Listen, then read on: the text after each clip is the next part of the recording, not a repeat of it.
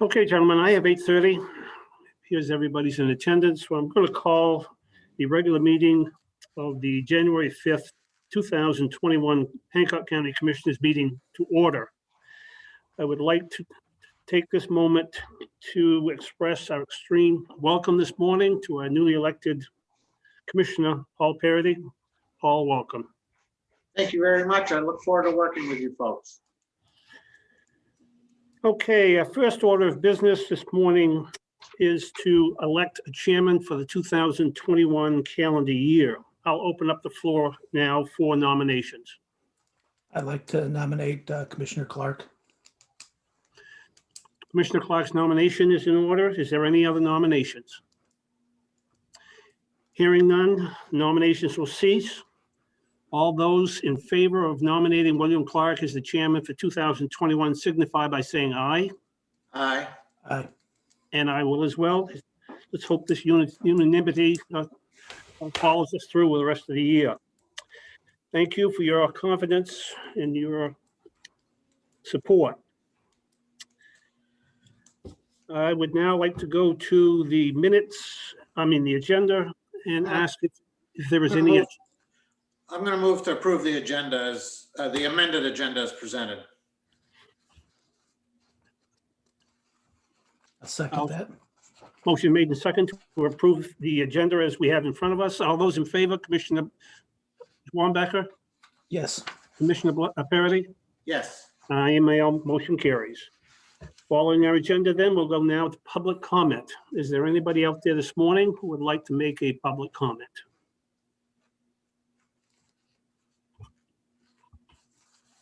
Hearing none, we'll move on. Item 2, approval of the minutes from December 15th and December 29th. Gentlemen, a motion. We approve the minutes for December 15th, 2020 Commissioner's Special Meeting. Are we taking them separately or together? His motion was separately. Okay, second. Any discussion? All those in favor, Commissioner Wambacher, Yes. Commissioner Parity? Aye. I am myself, motion carries. I move that we approve the minutes of December 29th Special Commissioners Meeting. Second. And did you second that, Paul? Yes. Motion made and seconded. Discussion? Hearing none. All those in favor, Commissioner Wambacher, Yes. Commissioner Parity? Yes. And I am myself, motion carries. We'll now move on to airport. Good morning. Morning, Leroy. Gentlemen, you have his monthly report in front of you. If so, any comments, concerns, or questions? The house, have you had any chance? Have you really had a chance to use the new loader? We've only used it a little bit just for actually loading the sand in the sand truck. So it does work.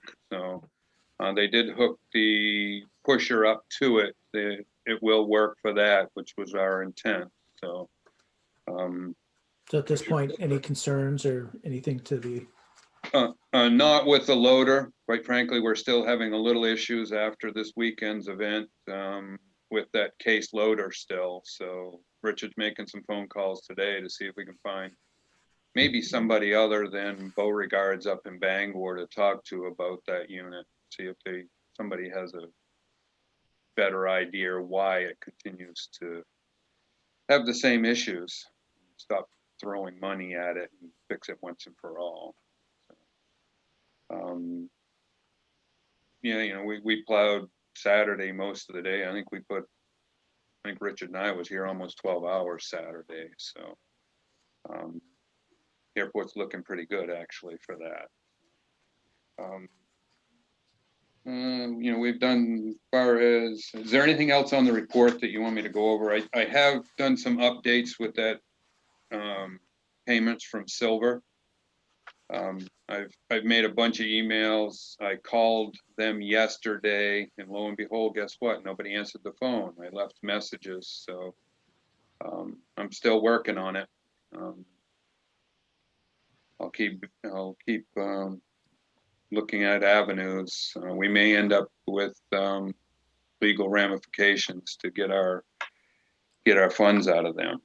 How long do we give it before we move on to?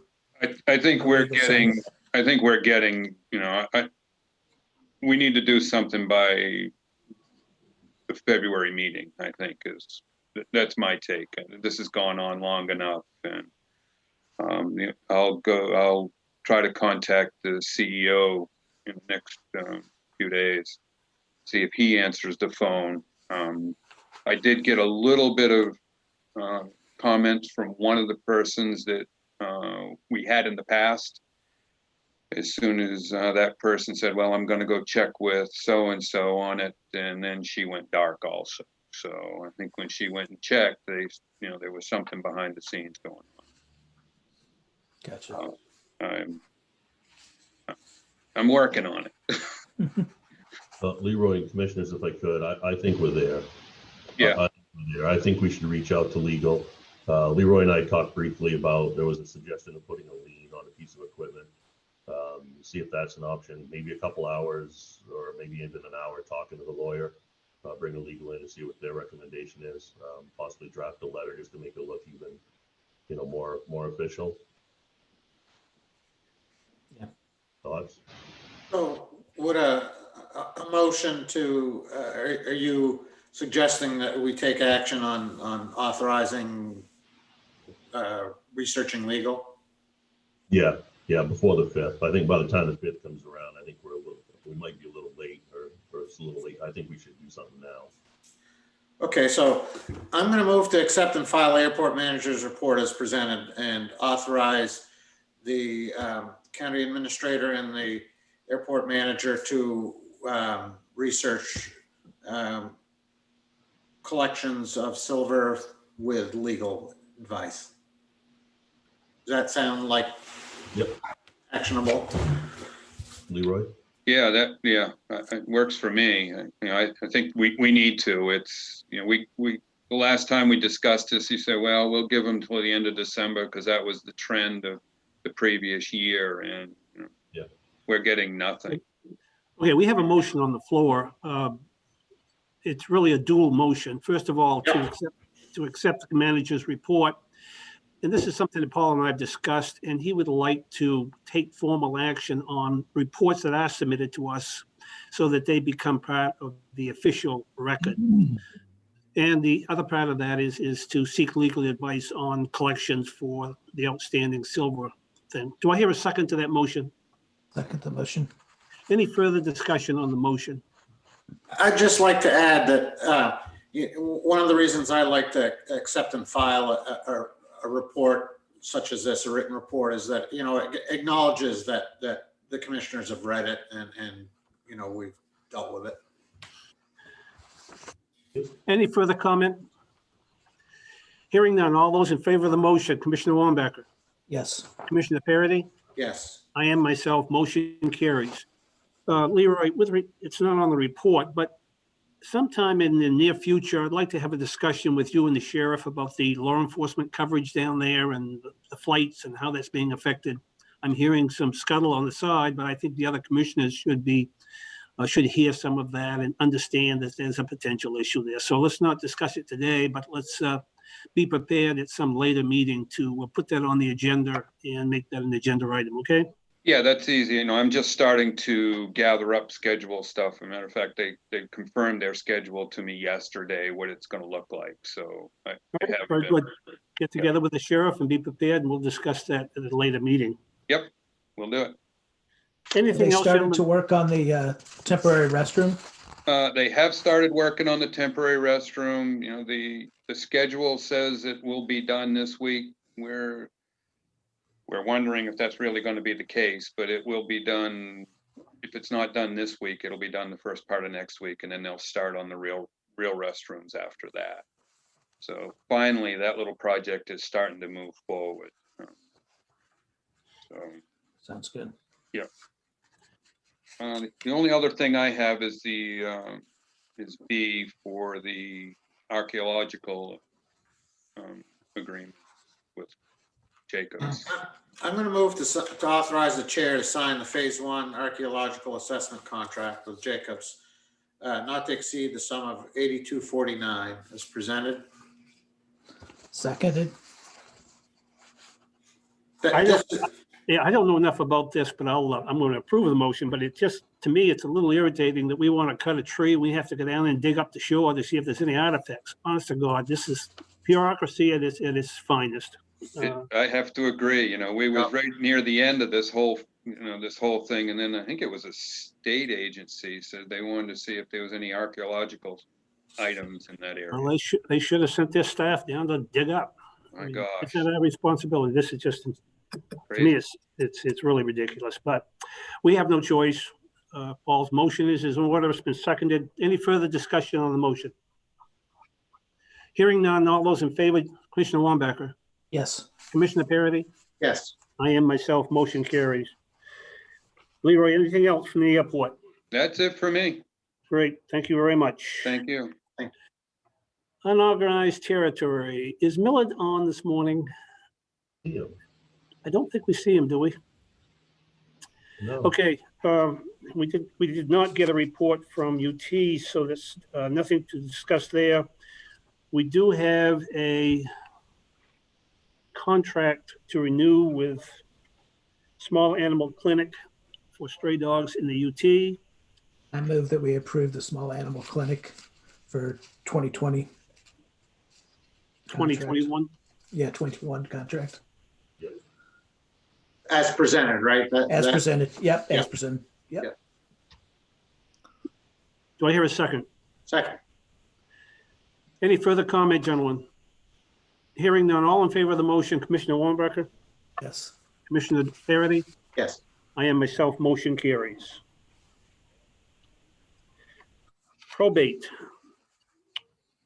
Let's see, do we have? You might- I don't see Velma on this morning. Might be there. But- But, yeah. Pardon? Oh, there's a blank screen with deeds written on it. I don't know if that, and then Julie's in there too, but. I don't see.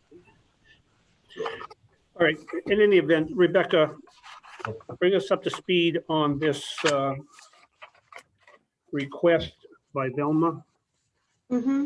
Well, she approached Scott with a request for a stipend. You have her request there in the amount of $5,200. Commissioner Clark and I and Scott talked about this, about how we could make this work and keep within policy as much as possible. And we came up with that matrix that you have in front of you. Okay, so that spreadsheet was the spreadsheet that's mentioned in the memo that's from the administrator that is derived by you and Commissioner Clark, is that correct? Yes. Okay. And in the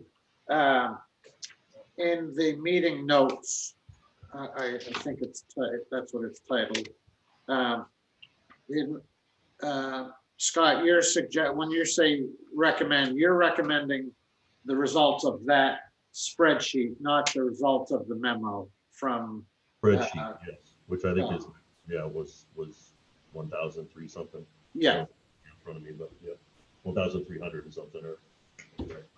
Okay, so based on that, I'm gonna make a motion here just, to get the discussion going. I'm gonna move to pay the Deputy Registrar of Probate a stipend of $1,325.40, as this amount is consistent with county policy.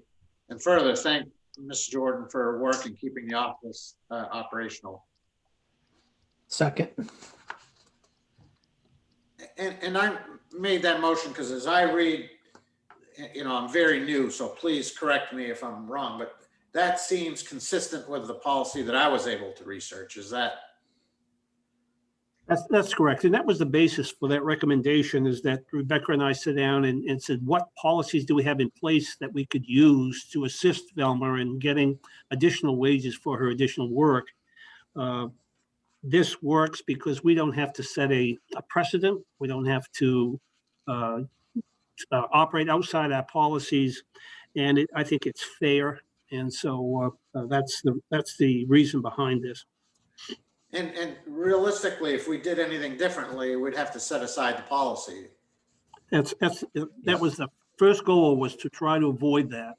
Okay. And that's why we were pleased that we were able to find something that would allow us to follow and still accommodate her request to a certain extent.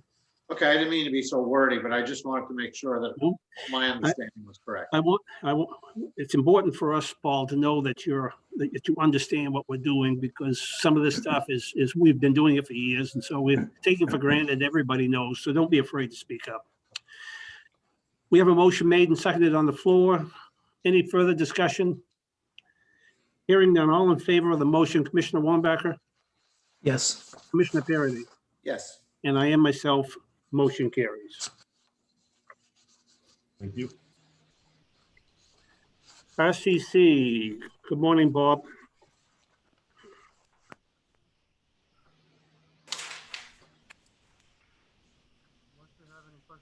Bob, your audio is bad. Way down. Yeah. No, Yeah. we can see your lips moving and hear a little something, but no. Nope.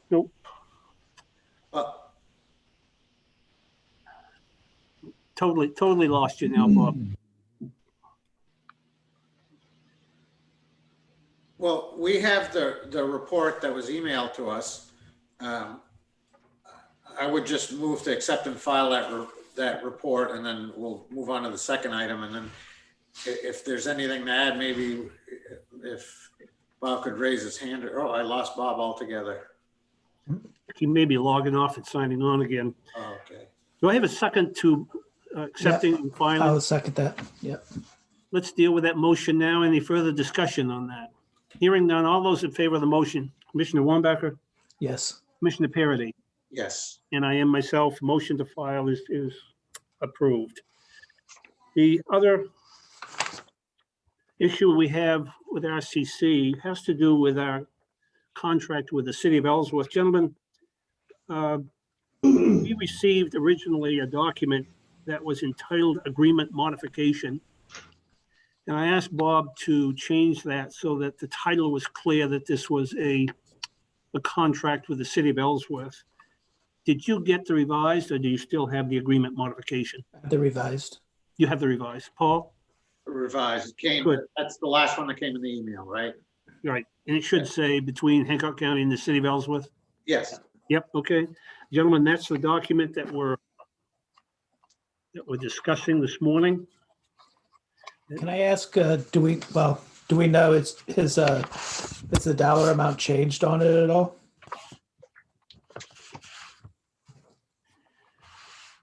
From 2020? That's a Bob question, and Yeah. I believe it has. I think emergency services now with the ambulatory services over there. And I believe there was a 3% increase, All right. which is the standard increase.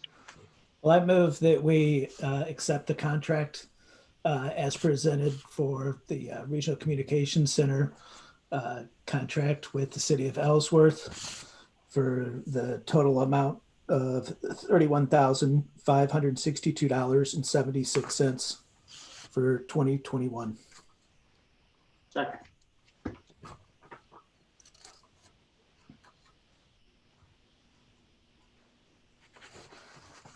motion made and seconded.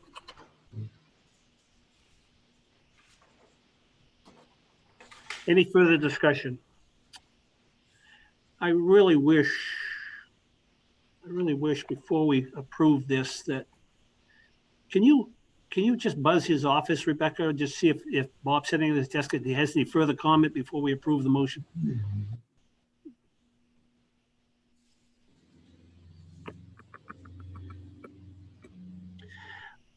I don't know if you gentlemen were aware or saw, but evidently the ambulance is leaving the fire department and going somewhere on Main Street out of the fire department. So they're no longer going to be housing the ambulance there. And it's prompted a discussion on rates and coverage. And that's going to be an interesting situation to to see develop because we have a contract as well with the UT. What do you got, Rebecca? Anything? No, no more comment. No more comment. Mm-mm. Gentlemen, we're ready to move on the motion on the floor. All those in favor, Commissioner Wambacher, Yes. Commissioner Parity? Yes. I am myself, the motion carries. And I suspect that's it, all we're gonna get from RCC today. So let's move on to maintenance. Dennis, good morning.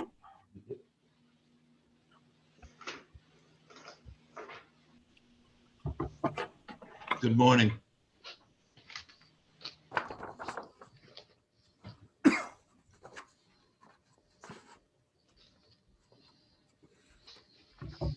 Can we have a report from maintenance?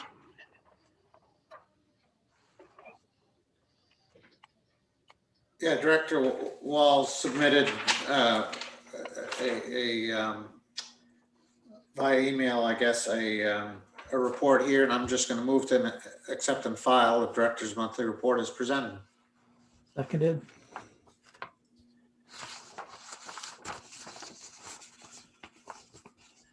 Any further discussion on the motion? Hearing none, all those in favor, Commissioner Wambacher, Yes. Commissioner Parity, Yes. and I myself, motion carries. It's not part of the report, Dennis, but, and you probably thought you'd done enough up here to satisfy us, but the new file cabinets we have at the desk that we set up front, Yes. we asked you to take the wheels off so that we could lower that to an appropriate height. And by doing that, the lower drawer drags sufficiently on the rug, so you can't pull that lower drawer out very well. And I'm asking you to look at that because I think it's just a quarter-inch, half-inch strip on the bottom of that. It's just enough to get it off the floor so that those drawers will open more freely. Okay? Yeah, a little pedestal. No, doesn't need much of anything. Like Yeah, a just to shim. raise it up. Yep, just all you need to do is just raise it ever so Yeah, slightly, will do. so it doesn't drag on the rug. Other than that, things are looking good up there. It's too bad, gentlemen, that we couldn't be back there this morning working face to face, but that still could be months away. And I probably should have mentioned it, but I take that, the document, he also said the capital improvement plan to be part of that report, Thank you. because it was mentioned. Is that That should work. Yep, that should be good. and again, I'm very new, so I don't have a lot of questions on that, but it seems pretty straightforward. Well, I don't want to say I take exception. I was wishing that somehow we could incorporate the capital improvement plan with our 10-year plan, and so we could get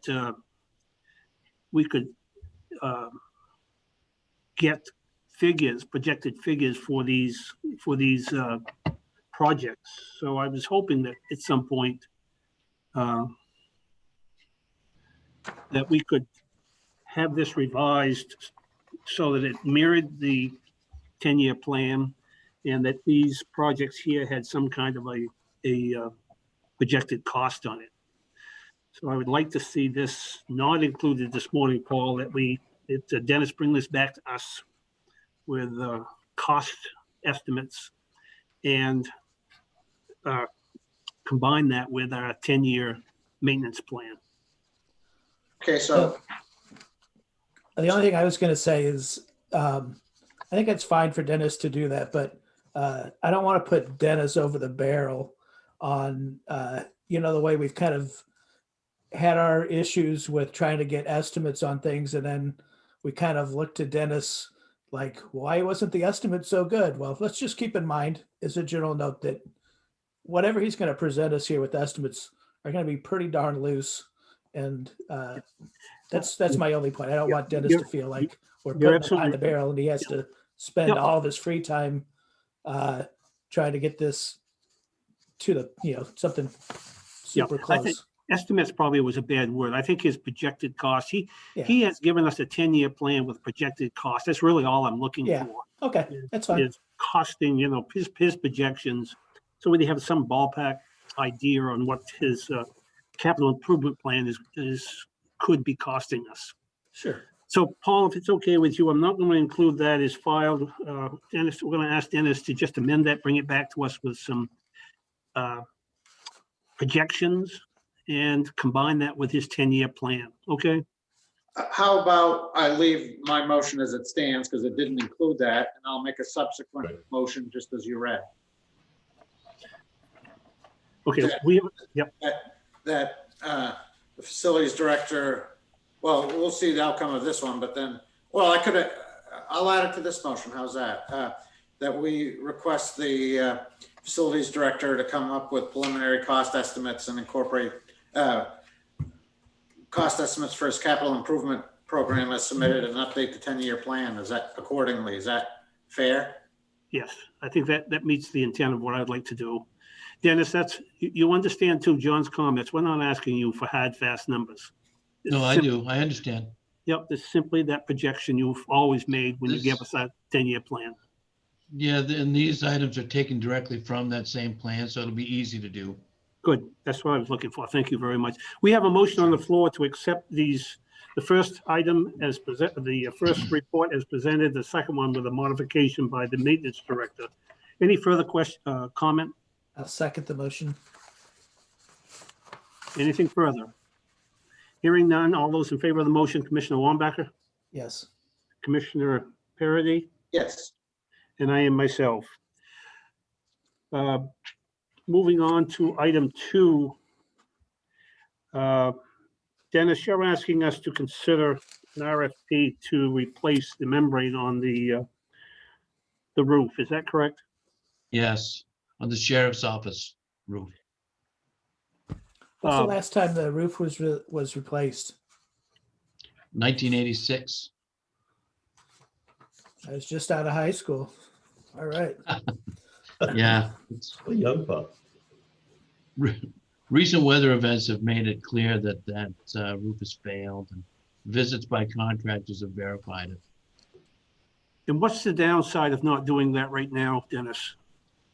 The downside is we have almost no thermal protection there on that roof, and leaks coming through. Basically, where the leaks are occurring, the insulation and area below the membrane are saturated with water as well as above. And we've got a concrete deck that also is sealed, but there are places where that sealing has failed that comes through. And when we have big weather events, it migrates to that spot and comes through and is causing damage throughout the area. You have a projection on the cost of that, Dennis, just a rough idea of what that might cost? We have budgeted $100,000 for it, but we'll see where it comes in. I think we might see something lower.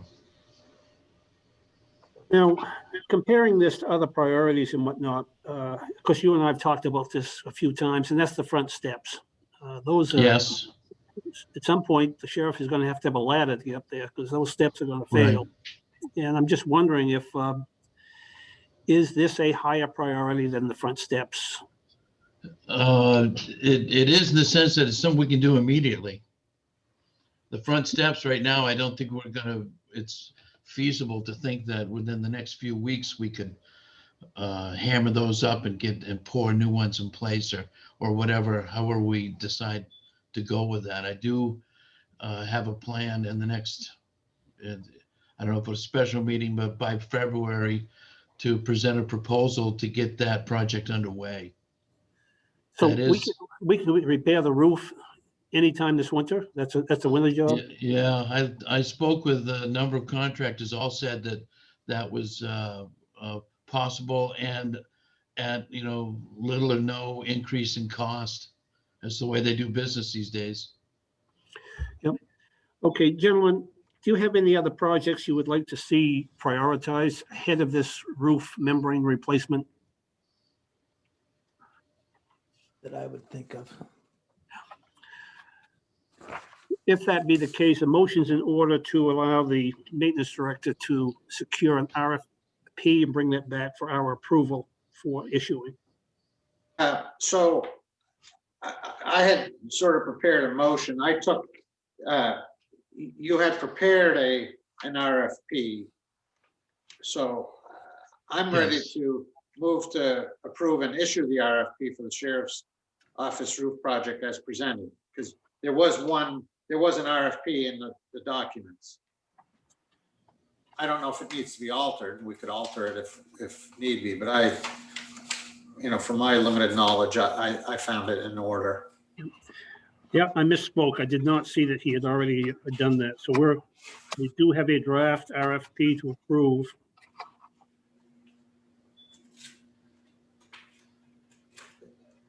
Scott, is that Yeah, that's ready for correct. prime time? Yeah, again, this is already on the capital improvement plan, and so by the time we get some RFPs, or get it ready to go and probably get it advertised, but in January, I think Dennis can bring back the capital improvement plan with those new lists, new projects that he gave you. And we can certainly review and reprioritize at that point, but this is, as Dennis would attest, this is definitely an urgent need. We're hoping that, we get responses and can get work done or started hopefully by the middle of February.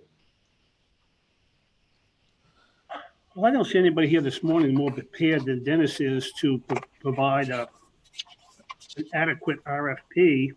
And so I'm going to take it on face value that this is ready for distribution.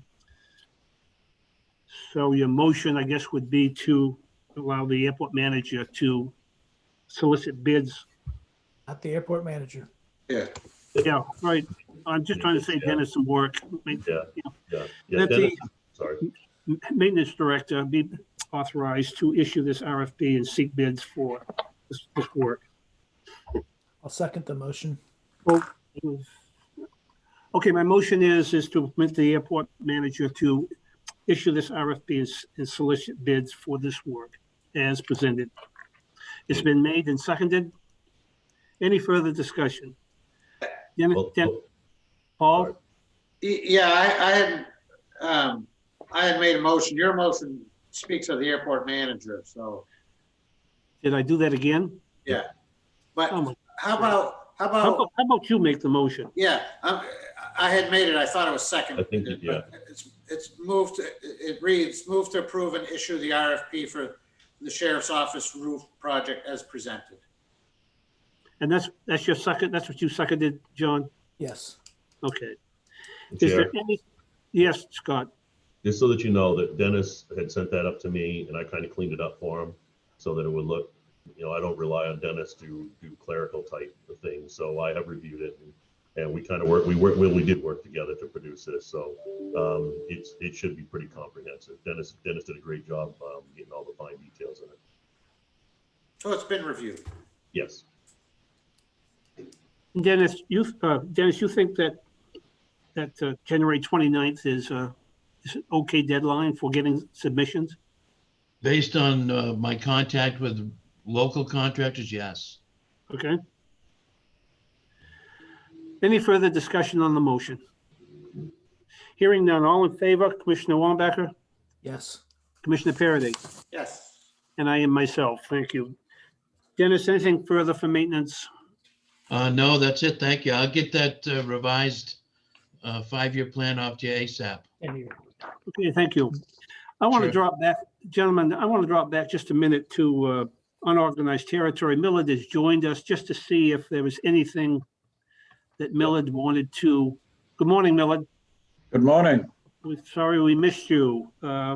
We have approved your small animal contract with your dog Yeah. contract with Small Animal Clinic. Is there anything else that you wanted to bring to our attention this morning? During the heavy rains that we had in November, we had some damage on the Martins Ridge Road. That was fixed on December 10th. And I was up there last week again, just to see how things were going, and everything is holding up. That road is fine. And I was at Myra Road last week, and that road is fine. So our roads are in pretty good shape. As far as the meeting on the 19th, Naomi Kirk-Lawler from the LUPC will be available, but she won't be available until around 10 o'clock. She has a prior meeting that morning. Will that work? You're talking about the opt-in, opt-out? Yes. Yes. Well, I was going to ask the gentleman if we still want to proceed with that. Scott Kane, are you going to have a representative from MSA or somebody on inspections? If we're gonna go forward with that, yes, I've spoken to Mary Ann, our executive director, who's well versed in that and runs our program. And she said she'd make herself available to do that. So I'll let you know, yes, we're going to, and no, we're not going to. So Rebecca, let's schedule that specifically for 10 a.m. on January 19th at a special meeting. Was there anybody else, Scott and Millard, that we were thinking about inviting to that? I sent an email to Scott Lever from the Office of Marijuana Policy, but I haven't heard back from him yet. Okay, you might follow up with that and let him know when we're meeting. And just, I received an email this morning. It's an 81-page document outlining some of the marijuana laws, et cetera, and I haven't even had a chance to look at it yet. So as I've said before, the language in the law is ridiculously long. Okay, so Paul, just by way of reference, I think you're familiar with the background here. We're going to have another discussion on whether or not we want to opt in or out for the 4 categories of marijuana distribution in the UTs. Yeah. On the 19th. I was in on a couple on that last meeting that you had concerning that, and I was involved a little bit in the early days of this with the town of Bar Harbor, and you know, my personal opinion hasn't changed. So which is, you know, that I think it's a can of worms, and you know, we would be very hesitant to support any of them. So with that said, you know, I don't want to waste anybody's time. If the rest of the commission felt that they were in agreement, then I hate to waste everybody's time. But if there's some question, then, you know, maybe we should move ahead. But I just wanted to get my opinion out there, and, you know, didn't want to lead to wasting a bunch of people's time if it was a foregone conclusion. Well, I'm trying to accommodate the public's interest in discussing this, but it should come as no surprise after 43 years as a law enforcement officer in Hancock County, 34 as your county sheriff, that I just can't support legal distribution of drugs. I think marijuana is a gateway drug to other drugs and whatnot, and I'm going to find this very difficult to even approve medical. I think if this is truly a good medical ingredient, then FDA should endorse it, get it, so I could go into Hannaford's and by prescription and get it. And so anyways, it's going to be difficult for me to hear anything in this discussion on the 19th. It's going to change my opinion that this is not appropriate for the UTs. Our UT manager has already said that. And I think the handwriting's on the wall here that it's going to be a tough sell, especially after Commissioner Parody's comments and now mine. John, do you want to continue discussing this on the 19th with our officials and take a vote? I think we should, because we've had a request, and I just think we should take it seriously. Not that you're not taking it seriously, but. And again, my comments were not so much based, you know, I feel similarly to Commissioner Clark, but I'm trying to put that aside for me. For me, it's just my experience having listened to presentations from law enforcement, from, you know, different state agencies a few years ago. So it's not that I'm trying to squelch this. I just want it to be up front where I was coming from. And Commissioner Wambacher is correct. If there's a request, we do have a duty to, honor that request. But on the other side of that, we also have a duty not to waste, the commission and, more importantly, staff time. The sheriff and Millard and, researching some of the legal problems is very in depth. I know in Bar Harbor, when we first did this, there was a lot of staff time involved, an immense amount of staff. Okay, I think we can all agree, though, that we're going to have to hear this on the 19th and give it the review that the request is asked us to give. So this will be on the meeting. We'll set it for 10 o'clock on the 19th and try to get everybody participating then. Thank you. Millard, anything else from UT? No, Okay, thank you very much. If thank not, you. let's move on now to the sheriff. Scott is asking us to consider the purchase of some vehicles that he received bids for last month. Now, Scott, last month, you thought you would buy a couple, and now you're increasing that to buy all 4 of your allotment out of this bid. Is that correct? Yeah, I bid 2 because I didn't know, I just wanted to get a ballpark figure on what they were gonna cost, what the Fords were gonna cost versus the Tahoes. But I knew that I need 5 vehicles, but I'll address the 5th vehicle later in the year. So my request is to purchase 4. I sent you a document, and I assume that all the commissioners have that, explaining and breaking it down. The initial cost for the Tahoes are a little bit more, but as you can see with the trade-in value compared to what one of the Fords are, it's basically 3 times the trade-in. I had a Tahoe for a county vehicle from 2015 to 2019. And it had almost 100,000 miles on it, and they allowed me 18,500 in trade. And as you can see, as I put in the paperwork that I sent to you, after speaking to one of the dealers who submitted the bids, that those Fords are bringing between $6,000 and $7,000 in trade. So there's a great difference there. Now, if we decide to go with the Tahoes, which I hope we do, that will be something that I'll pursue in further budgets. And I need you to understand that this year, I have the luxury, I guess, of saying that I have 2 pickups that I'm trading to help defray the cost of that. But if you look at the bids, a bid to buy a Ford is $37,356, and a bid to buy a Tahoe is $39,565. So there's only a couple $1,000 difference between the full-size Tahoe and the Fords that we currently are running. Cumberland County has run Tahoes for several years, and last year Aroostook County, realizing what the trade-in value, were, and how much better a vehicle that full-size Tahoe is, they've swapped over. So I think you'll see that the trend in some of the other counties may go the same way. So my request is to purchase 4 Tahoes from Quirk and Augusta. As it says, I outlined here, I have $100,000 in my 2021 budget. I have $53,460.58 in the reserve account G1 3011-70. And that brings my total available funds of $153,460.58. The cost to buy the 4 Tahoes with the trades would be $134,825.16.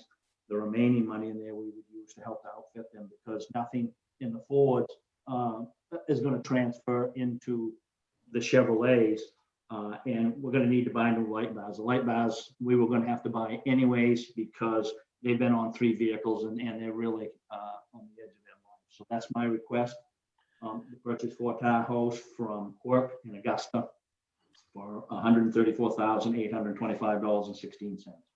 Okay, Scott, Pat sent us your mileage for all your cruisers with a description of those cruisers. Yes. For some reason, I couldn't download that and send that to the other commissioners. And so I had to quickly put together a matrix with all the vehicles, who they were assigned to, what the vehicle was, and the mileage. Mm-hmm. But some of this information is not accurate. For example, Jeff McFarland got a new car last April, and it shows that he's still driving a 2014 Ram. So that's not true, is it? Well, if you've got to scroll down on that document, that email, to get down to the 2020. I think the one you're looking at, and I made the same mistake, that you may be looking at figures for 2016. So that document, if you scroll all the way down, you will see where they are. Jeff McFarland, as of November, the Chevrolet that he's driving has 16,644 miles on it. Okay, now I have that number, but it's just that when I look to the left in the description, it's unit 28, a 2014 Ram. So I do have the 16,664 or 644. So I think that number is correct. Yeah, the mileage numbers, I think, Commissioner, are correct. And Correct. Okay. So yes. just disregard. So, gentlemen, did you get the document that I prepared and sent to you on mileage? Yeah.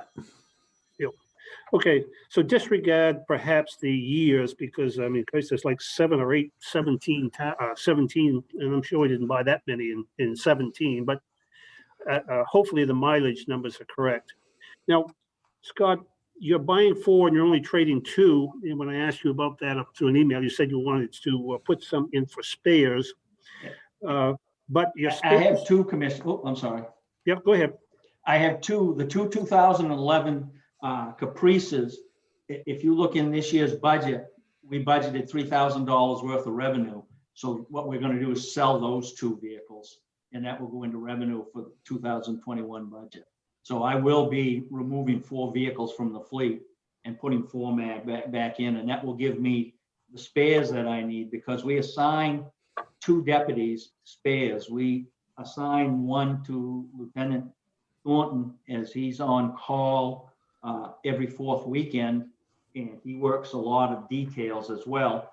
And the other one we assigned to Deputy Day, as he's one of our accident reconstructionists, and he needs a vehicle so that he can, if he gets called out, so that he doesn't have to run all around and try to find it. Okay, so that explains that. So we are getting rid of 4 if we get 4. Okay. We will be, and you know, the sad part of it is why I've hung on to those Chevrolet so long, is both of those lost a motor right around 100,000 miles. So they've only got between 45 and 50,000 miles on the motor, but the bodies are getting real tender. And Yep. my best. Yeah, I understand that. Gentlemen,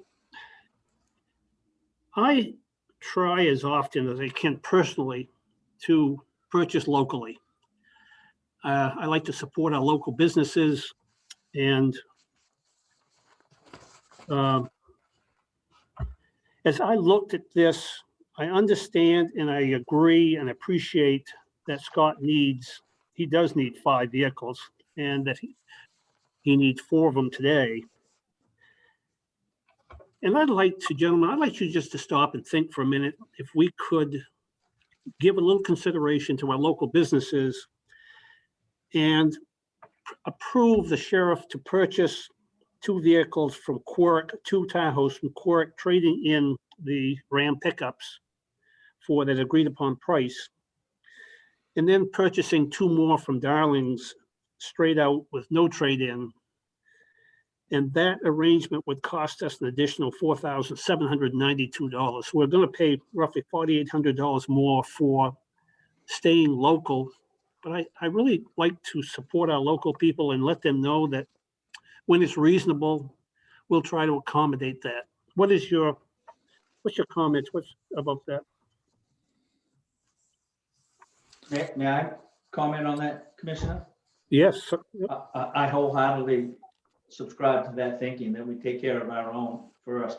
And the other piece of that is, if we're getting into GM products, if there's any warranty work or anything need to be done to them, they're just up over the hill. So if the commissioners so choose to spend that extra money and support somebody locally, I don't have a problem with that at all.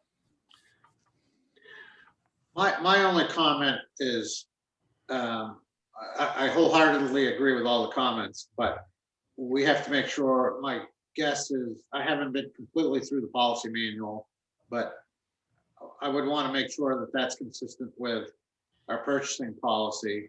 I know, we do have to be fair if, we ever expect, these other folks to participate in the bid process. You know, if we're asking them to participate in the bid process and then we just go with somebody local, although I agree with it, is probably may be detrimental to us in the future. But I do have one question for the sheriff, and that is, you originally went out to bid for 2 vehicles, trading in the 2 Ram pickups. And I wonder if the bid might be a little, well, first, is that correct? And if not, if it is correct, should we go out to bid, you know, an abbreviated bid process with what we're actually going to do? Because the numbers may be a little different since 2 of them are up outright and 2 of them have trades. I did request 2, and as I said, I just, knowing that I needed 5, based on the mileage that I had, I wanted 2 so that I could have some figures to compare. The bids went out to the same dealers that we have used since I've been in office, and I believe since when Commissioner Flack was sheriff, I believe these are the same ones that he bid as well. As I said, I leave it up to the commissioners. You're the ones who basically hold the purse strings. If you want to do something locally, I support that. You know, they've been very good to us darlings out here. But in that bid, you know, it's also saying that the commissioners have the ability to reject and accept any and all bids. So I think that gives you the ability, in my opinion, to do whatever you want to do as far as purchasing vehicles. And I guess, Scott Atkins, this is a question for you. Is that consistent with our purchasing policy? Because I'm sorry, I'm not very familiar with it. We've actually gone out before and purchased vehicles locally when we needed them quickly in an abbreviated purchase and bid process when the local dealer had agreed to match a price or whatever. So we have done that in the past. I don't remember the last time we consulted that purchase policy. Scott, do you have that in front of you, or Rebecca? I was just trying to look it up. It's not, I don't have that. I have a memo in my management policy that states that basically the bidding process is supposed to be as fair and reasonable as possible for all prospective bidders. Generally, my experience is that the commissioners have some leeway with regards to the bidding process, as long as it's explainable and kept fair. Yeah, I'm not just trying to raise a can of worms. I was just, I want to make sure that we're consistent. Because I don't. My only concern about spending, excuse me, Commissioner, I'm sorry to interrupt. I was going to say my only concern about spending that extra $47 or whatever, $4,700 is that's money that I was going to use to outfit these vehicles. So, yeah, so, I mean, I get to buy local, you know, like a lot of people know my wife used to be the director of the Chamber of Commerce here in Bucksport. So the idea of buying local is pretty much beat into my head around here. So, but I also am a little bit like, I can think back, you know, 6 weeks ago or 8 weeks ago, and we're trying to do the budget and we're shaving, you know, $500 off here, $100 off there. And so it's kind of hard for me to be like, well, let's buy it from the local place and we'll end up spending, you know, $4,400 or whatever it is more. You know, my original request for vehicles was $120,000. So that was $20,000 that was shaved off that. Yeah, no, I'm not criticizing your. No, I agree with what you're saying. I'm not saying that. I just want to make sure we, you know, I don't want to tell somebody, no, I'm not going to give you the 3% COLA, but you know what? I'm going to drop an extra $4,000 over in the sheriff's budget. So I don't know. That's my kind of concern, I guess. Because we do have a fiduciary response. I'm not really in favor of it. I like the idea. I do kind of understand Paul's point a little bit about if we put this out to bid to the parties that we're going to be buying 4 of them, would that have given us a better price than, you know, the buying the 2? I spoke to the gentleman, Leo Chacon, down to Quirks yesterday to get some information. And I said that, well, I'm gonna try to buy 4. And he said he would honor the bid price for the other 2, so they would be exactly the 39,565. So whether I bid 2, 4, or 22, that he told me that would have been his price. And the problem, gentlemen, is the same problem that I've commented about in the past, that we have now exposed the figures. And so if we've tried to go out and bid 2 more, Yeah. we've already told, tipped our hand as to what the dealers are. And I think Scott is right. I don't think it makes a difference whether you buy 1 or 21. That's the cost per vehicle. And I know that watching Leo Chacon over the years, it's basically he prices out 1 car and it's just times the number of cars you want. So this would be the price. Okay. So I guess the issue is that do we buy 4? First of all, are you in agreement to buy 4 now? If so, do we buy 4 from Quirk, or do we buy 2 from Quirk and 2 from Darwin's? So I have this correct. We'd be buying 2 of them at 39,565.52 because of the trade Correct. each, right? All 4 of those would be at that price, and that package to bid 4 of those at that price is $158,262.08. We subtract the $23,436.92 for the trades for the 2 Dodges for a net price of $134,825.16. And I confirmed that yesterday. And that's for 4 vehicles with 2 trades. So that's Correct. exactly what my question is. Correct. I move that we buy the 4 Tahoes at the $39,565.52, which is $158,262.08 minus the $23,436.92 for the trade-ins, for a net total of $134,825.16 from Quirk.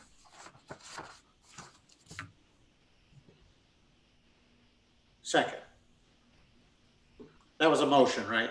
Yes. Rebecca, do you have that motion? You okay with that? You okay? Okay. Without, And one final question for me is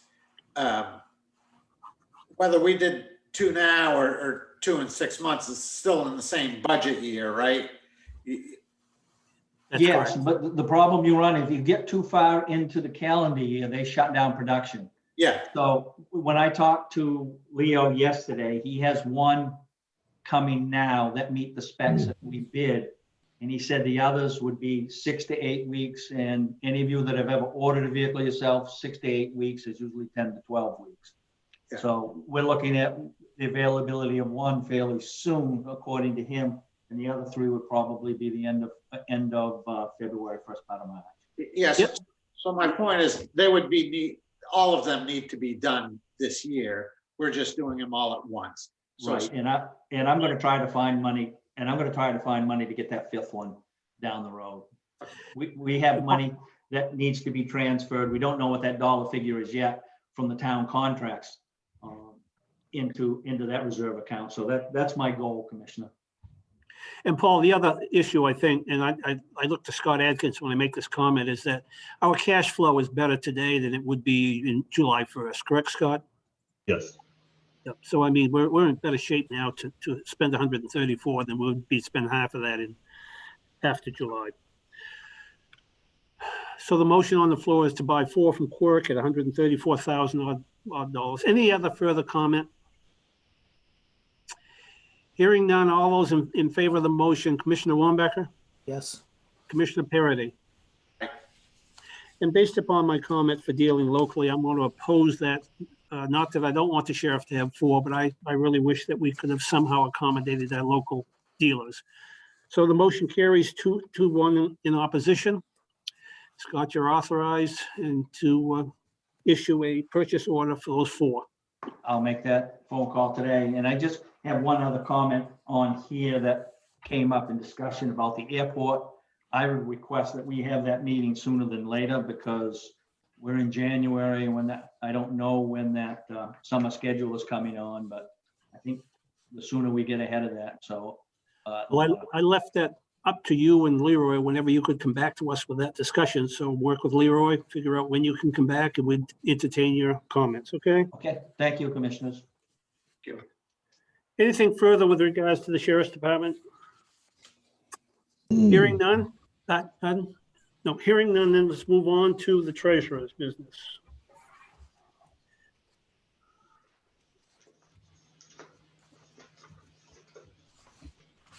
I first direct your attention, gentlemen, to the warrant memo.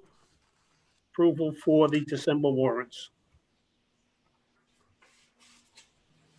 I move that we approve those as presented.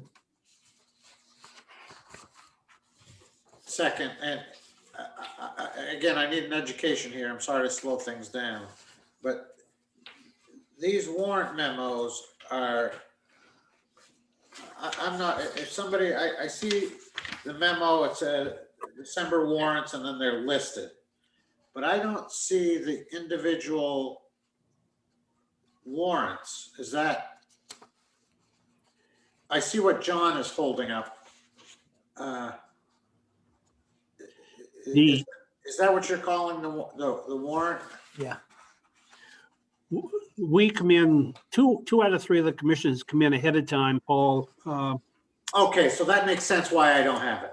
Right. And, Okay. Yep, and we actually signed the warrant for what you're seeing here. And this is just official action by the full board based upon our preliminary action by 2 out of 3 of the commissioners. Okay, and what I have here, the December warrants, that's just a summary of what you've looked at. Correct. Okay, I understand. Thank you. And by getting this, you're reassured that 2 out of 3 of the commissioners have reviewed these before the checks were issued and have approved this, given preliminary approval.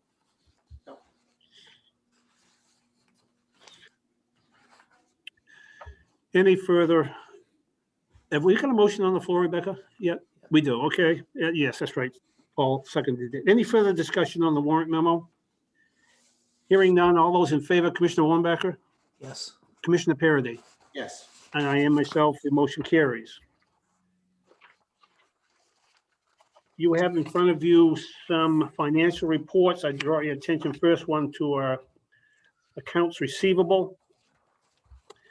That's that status list, Paul, that lists out who owes us money and how long they've owed it to us. Yeah. Is there any comment with regards to this document?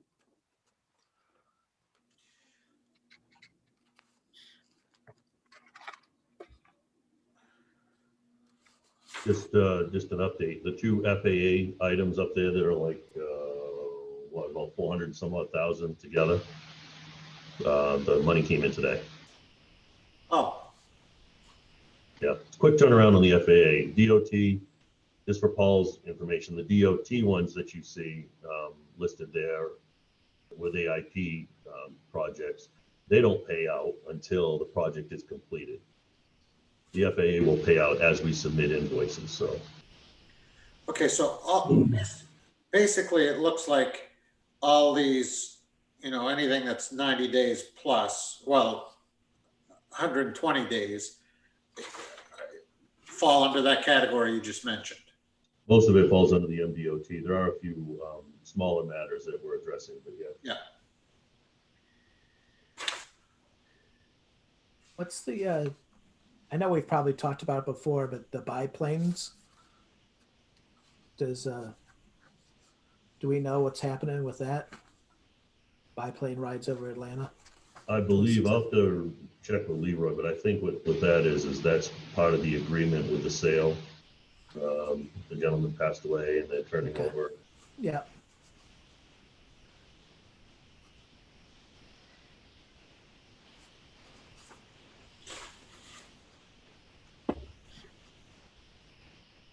Now, we talked about Silver Airways earlier. We're not talking about that $225, are we? There's something besides that we're looking for. There is, and so I need to work with Pam and update this. The invoices are in there, but Trio is very difficult to put invoices in, so we do a kind of a shortcut method that I figured out. But what it does is it doesn't put it into the AR listing. So we have a spreadsheet where we reconcile all this to the journal balances, and that spreadsheet is the one that you should probably see. And it has a detail where you'll see this, but you'll also see like who it's owed to. Like sometimes you have a question in the town of, we'll just say the town of, Aurora has a $500 bill in there. What's that for? Well, if it's listed under, is it RCC or is it the sheriff? And what we'll do is we'll put it under the appropriate column. So it gives a little more detail. So why doesn't the outstanding Silver Airways amount show up on this report, Scott? Because as I said, this is the report out of Trio, and Trio, when I do the manual method, the shortcut method, it posts to the AR, but it doesn't go into this report. Because this is an aging report, right? Correct. Yeah, the spreadsheet, I would manually put that in the spreadsheet. Okay, so maybe next month you can just give us whatever give us an idea where they're at with what their total is. Yep. Yeah, the 225, that's what's in there when they invoiced originally, back when Jill was still here. They invoiced for, there's Leroy, they invoiced for the sign. So that's why that's in there. Yeah. Yeah, my guess is that because you're doing a manual entry in Trio, it's just not updating the aging. It's there as an accounts receivable, but not updating the aging. Is that? Correct. Yeah. Yeah. So how, no, never mind. If I can just jump in, that's a $13,000, $697, I believe, the number that we're looking for from Silver. Yep.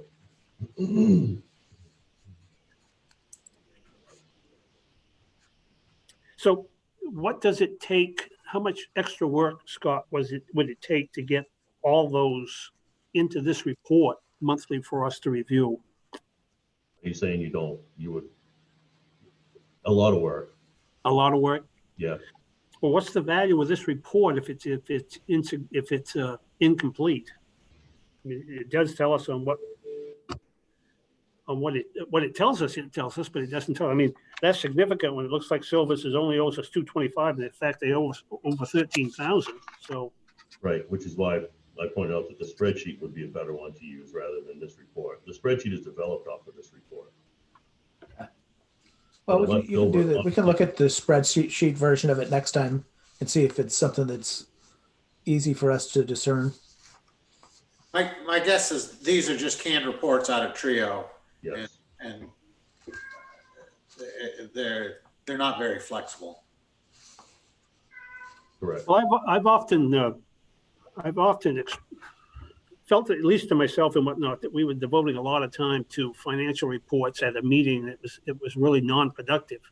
I'm just wondering, gentlemen, how many of these reports do you want to see and discuss at each meeting? And so, this? I know that John asked to have this put on, so I suspect this is a report he'd like to see. But so if we're going to devote some time and attention, let's get the other report that would be perhaps more accurate than this. Okay. What I mean, in looking at this, because I have seen Trio reports and Munis reports before, I've never found these particularly useful. There's a lot of digging. I like more of a summary document, and I'm used to, like a finance director, boiling this down and giving us highlights, which I think would be a little more productive, but we don't really, I mean, are you sort of doing that internally? Is that what that spreadsheet is? And would that be more productive, or maybe we should see it, make a decision then? Yeah, I think you should see it, make a decision then. Yeah. I think the spreadsheet, I think it would be more productive, because if you're looking for accuracy, again, this has been presented over, for quite a while since I got them to start reconciling the AR. But if you were not aware of Silver being outstanding that difference, you're not taking the time to reconcile to the actual general ledger balance. So again, you're kind of trusting that's all that's missing from that report. Yeah, that's why I didn't find these particularly, again, I'm new, so Yep. there's a learning curve here, but I like a summary document a little better than this because it's so easy to miss something in here, and you know, because I know the inflexibility of some of these, you know, something like Trio, it's easy, as was just pointed out, to miss something significant. So Right. personally, I would like to see sort of the report you're working from, or a summary of that. Might be more useful, but we don't know that till we see it. Good. I don't know, John, if you know, Yeah. it sounds like you had requested these. Is what I'm saying make sense, or? Yeah, no, I'm totally fine with checking a look at the other report. This is just how it had been presented here since I've been on the commission. So Yeah. I'm more than willing to look at a different version of it. It might be a better version. Yeah, and you know, I'm very flexible, but I do like complete information, and I understand why this one is not complete.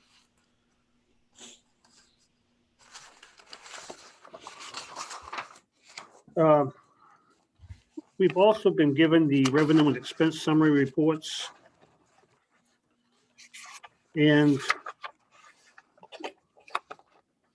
these are dated December 30th, but as Scott will tell you, I guess we could be still 6 weeks out knowing what our actual end of the year numbers are going to be as we waited for accounts payable to finish up. But at some point, Scott, I really would like to see a document that you think is pretty close, pretty accurate to what the end of the year is. I've always said we devote countless hours on developing an, department head's budget. We don't spend any time to see how well they lived with it. Right. And so I'd like to have a discussion at some point, looking down through each department and say, okay, how well did you do with the budget that you ask us to approve? And at least openly have that discussion sometime later. So is there any comment with regards to the revenue and expense summary report that you've been provided? I just have a comment if I could, Chair. You go ahead.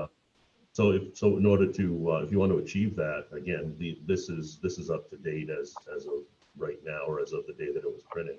If you look across that report, and I'm assuming you get the same one I have in my book, you'll see a column called unexpended balance. And I think on the revenue side, it's unearned balance or something like that. Uncollected balance and So uncollected balance, that's right. Two things, if you look all the way across, like on expense for EMA, you'll see there's a 27,715.14. What that means is that he still has 27,715 left in his budget.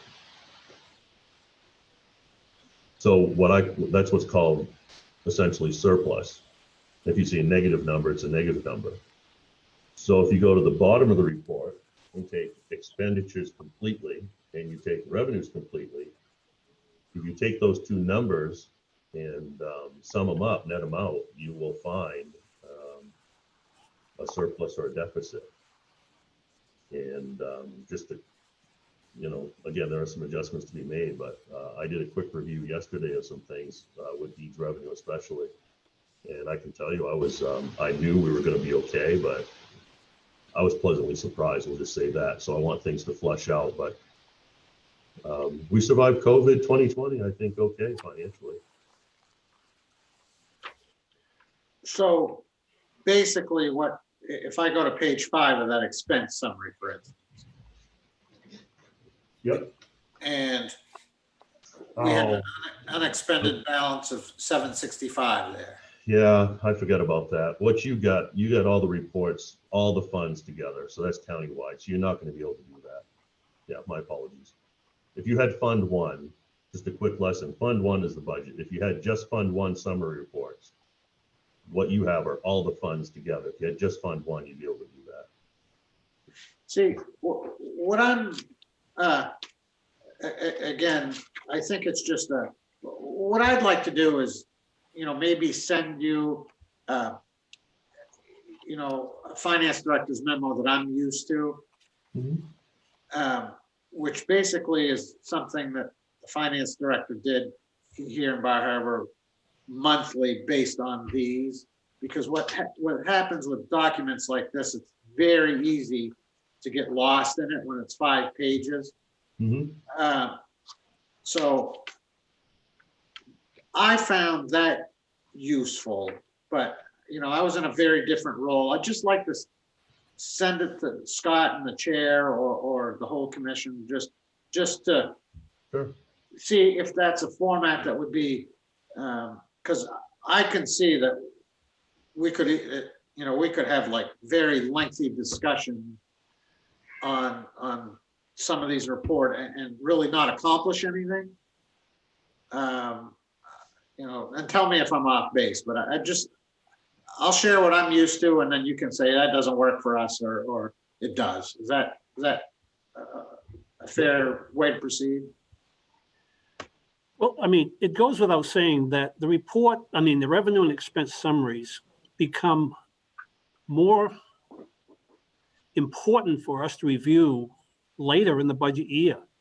The numbers in January are insignificant. What they don't really, and they can be really skewed because if we look at the sheriff's, where he's just spent $134,000, it's going to make it look like, holy cow, if you continue at this rate, you're going to run out of money in July. So anyways, and that's why some of these reports, I think the end of the year reports are very, very valuable to me because they tell me how well each department has done managing their budget.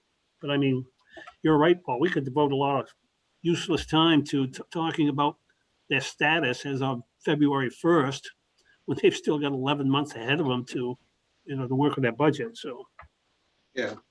And I'm not trying to create a can of worms. I'm actually trying to do the opposite, simplify it. Doesn't hurt a thing to suggest that. I'd like to see it. So if we could move on, the report I don't see in my book, I'm not sure, is the Bangor Savings Bank balances. Machias, I'm sorry, Machias Savings Bank. But this is a report that I've always said, what's the benefit of this report? Scott looks at this report almost every day to see what our balances are and our cash flow is and so on. It's a very, very valuable report for him. But what do I care whether there's $15,000 in a checking account or there's $115,000? I don't know. You know what I mean? Do you see any value in that, John? You've been looking at these now for 2 years. Well, I don't think the balance part of it is really all that enlightening. Obviously, when we start seeing the taxes come in from the towns, we see it grow in that. But yeah, there's no real there's no real insight that happens on it. I think it's a nice thing to kind of know where we're at, but that's about it. To me, it's something to glance at for 30 seconds and say, okay, and that's about it. I'm much more looking for Scott Adkins' comment with regards to what our cash flow is, and especially as we get closer to considering a TIF or something. Oh yeah. Right. For me, it's just so that you guys have. I have another set of eyes that looks at it. For me, I don't know what but I don't know what I'm looking at, Scott. How could I? Yeah. Well, if you kept it from meeting to meeting, you'd see the ebb and flow of it. If you wanted to review it, again, like any information, for me, I would prefer to stick it in there. And if you just glance at it, fine. If you don't use it, if you don't want, we don't spend 20 minutes talking about it, I don't care. For me, especially right now, until we can get, we bring a finance director in or something like that, it's another set of eyes so that, so it keeps that trust and it keeps that development of things. And again, particularly when it gets a little low, we start talking about the TAM. That's all. And statutorily, I think this falls on the treasurer, right? Is that? with regards to, well, yeah, as far as keeping an eye on the balances and Yeah, okay. Yeah. So, okay, that paints a picture a little bit better for me. Now I Yeah. understand why. Right. But the commissioners are the ultimate stewards of the money. So, yeah. Okay, anything further with regards to treasury and financial reports? I mean, technically you should accept and file this, you know, so that, you know, there's a record of us fulfilling that statutory duty. So I would move to accept and file the reports as submitted. Second. Any discussion? All those in favor, Commissioner Wambacher, Yes. Commissioner Parity, Yes. and I am myself, motion carries. Thank you. It's going to be interesting over the next 2, 3, 4 months to see how the process develops with regards to the treasurer's office, to treasurer's duties, and I'm going to be very, very interested in seeing how we get by having altered the responsibilities of the work, at least the working hours of the treasurer. So we'll have to see how that plays out. Let's move on then. Under the commissioners, item A, annually we need to set the mileage reimbursement rate for the county. Gentlemen, I'd like to direct your attention to the travel and subsistence reimbursement policy that we have in our county policy with section 1. And if you can get that in front of you, you'll notice that the first sentence says that our mileage reimbursement rate will be that set by the state of Maine. First of all, that hasn't been the case in the last few years. Presently, the state of Maine has a rate of 44, but the IRS has a rate of 56. And the county has traditionally, I guess in the last few years, been somewhere in the middle. So I would like to have you consider that we change our rate, that we change our policy to simply state that annually we will establish the county mileage reimbursement rate, period. That we don't comment at all about the state's rate unless you want to put in there something about considering their rate in establishing ours. Are you okay with modifying this policy? I am. I am, because really when we set it, we'd make whatever we're basing it on as part of the motion. And, you know, would be, you know, my preference, you know, because maybe down the road, the IRS one makes more sense than the state one, or vice versa. So we should have the flexibility to do that. And that flexibility should be in the policy. Okay, gentlemen, then I'm going to make the following motion. That Roman numeral 20, section 1, mileage rate be, the first sentence be as follows.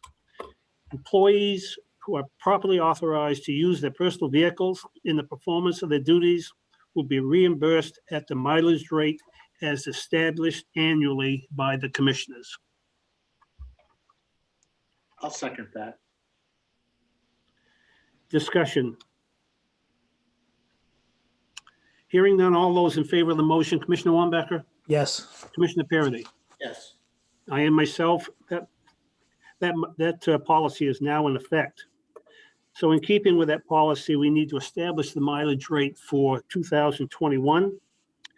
As I said, the state rate, according to the judiciary out here, the judicial marshal says 44. I can't imagine their rate's any different than the others, but their rate's 44. Rebecca has found that the IRS rate is 56. Our rate presently is 50, which is the difference between the two. And I think that might be a reasonable suggestion for the 2021, that we stay mid-range between the state and IRS. I agree. So it's 46 and 52. 44 and 56. Oh, sorry, 44, 56. So you see 50 is identical, 50 would be the mid-range between the two. Okay, so I'm going to move to set the mileage rate for fiscal year 2021 to 50 cents, which is the mean of the state and the IRS mileage rates. And I just want that in the motion so that people are, you know, they understand our reasoning is in the motion. I'll second that. Okay, motion made and seconded. Any discussion? Hearing none, all those in favor of the motion, Commissioner Wambacher, Yes. Commissioner Parity, Yes. and I am myself, motion carries.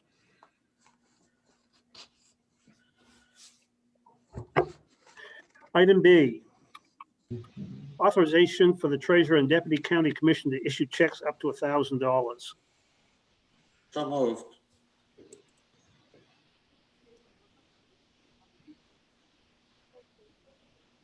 I have a motion made and seconded. What's an example of this, Scott or Rebecca? What's an example of a check you'd have to write that? Was this just something that wouldn't go on the warrant or something that goes ahead of the warrant? So you've got, yeah, like when we had the gentleman, Dennis had the gentleman do the wall down here, regrout the wall.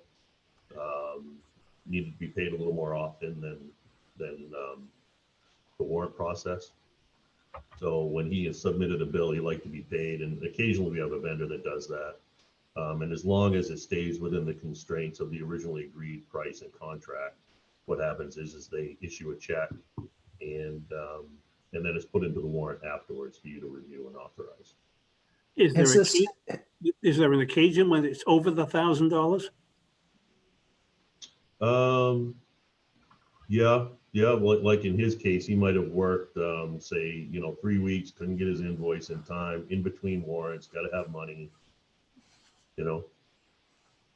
Sometimes there's an item that comes up that somebody may have to purchase, whether it be the jail. That's happened before, and in order to order it. A lot of that we've established now. We've got com data cards to individuals to take care of that. So writing checks doesn't happen very often. So this amount is adequate.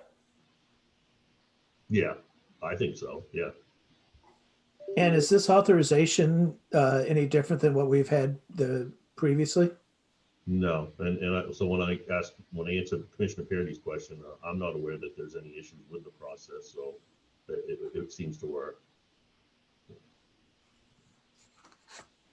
Are you concerned, though, gentlemen, that there may be an occasion when $1,000 isn't sufficient and they're issuing checks beyond $1,000? Well, as I read it, they can't do it. And we just, yeah. Separate authorization. Right. If it comes across that, we generally send out an email. Yeah, that was right. Mr. Chairman, that's exactly why I asked the question of the administrator if $1,000 was adequate. And what he's saying is that if they exceed the $1,000, they're going to send out an email to the commissioners getting tentative approval to issue that check ahead of time. Is that okay with you, gentlemen? Yes. I guess it is if it's consistent with the policy. I guess my only answer to that is I don't know. It'd be an exception to the policy. That's why the email would be being sent. Right. Okay. Makes sense. And again, we really limited this over the last year or two with getting more com data cards out for individuals, for department heads to make this happen, as well as a couple of times I've had to send a credit, so I've developed a credit kind of follow a credit background sheet to a vendor to get immediate credit with them or something like that. It doesn't happen very often. Anything over 1,000. I think it's an appropriate amount. I think the commissioners should at least be notified and know of it and why it's happening, and so be part of the process. Yeah, I don't think it hinders anything. I guess on the proviso that they're going to notify us if they need to issue a check over 1,000. I don't have any problem with this. Yeah, and to be honest, because of the motion, I think they have to, because they're not Yeah. authorized to do anything over. Right. Okay, we have a motion on the floor. Any further discussion? Hearing none. All those in favor of the motion, Commissioner Wambacher, Yes. Commissioner Parity? Yes. I am myself. Item C, gentlemen. As I understand it, this is in statute, is that correct? Yes. There's some reference, yeah. Okay, so doesn't sound, again, my green knowledge is that it doesn't sound like we have a choice in this. The only choice is if you didn't want to cash a check, that's a personal choice. So, Well, if I understand it correctly, the statute prohibits paying expenses for less than 5 miles. It's still a prerogative of the county, though, whether or not they're going to pay for over 5 miles. I didn't know that. I think if you look at it, you'll see that we're prohibited by statute from paying mileage of less than 5 miles, but we still retain the discretion. And it doesn't say that specifically, but that's my read of it. And basically what this amounts to is that if you're traveling to meetings here at the courthouse and you live more than 5 miles away, you get mileage for that. And I don't know why that requires this as opposed to our mileage reimbursement policy. So Is this, again, is this something that's been there forever? yes, this has always been in there. It's always been acted upon every year. I live 3 miles from the courthouse. I can't charge to drive in here and come to a meeting because I live more than, but if you're in Bar Harbor or Bucksport, you can get mileage for driving to a county commissioner meeting, and that's appropriate. That's a legitimate mileage expense. So I think this is just taking care of business. Yep. Yeah, I'm looking at statute and it says may allow by majority of vote beyond the 5 miles for expenses beyond the 5 miles. And so we'd want to do that because that's consistent with our mileage reimbursement policy. So Okay, so I'm gonna move to pay travel expenses for commissioners living over 5 miles from the county seat to be consistent with past practice. How's that? Second the motion. okay, gentlemen, all those in favor of the motion, Commissioner Wambacher, Yes. Commissioner Parity, Yes. and I am myself. The next document, and this, Paul, is somewhat for your benefit.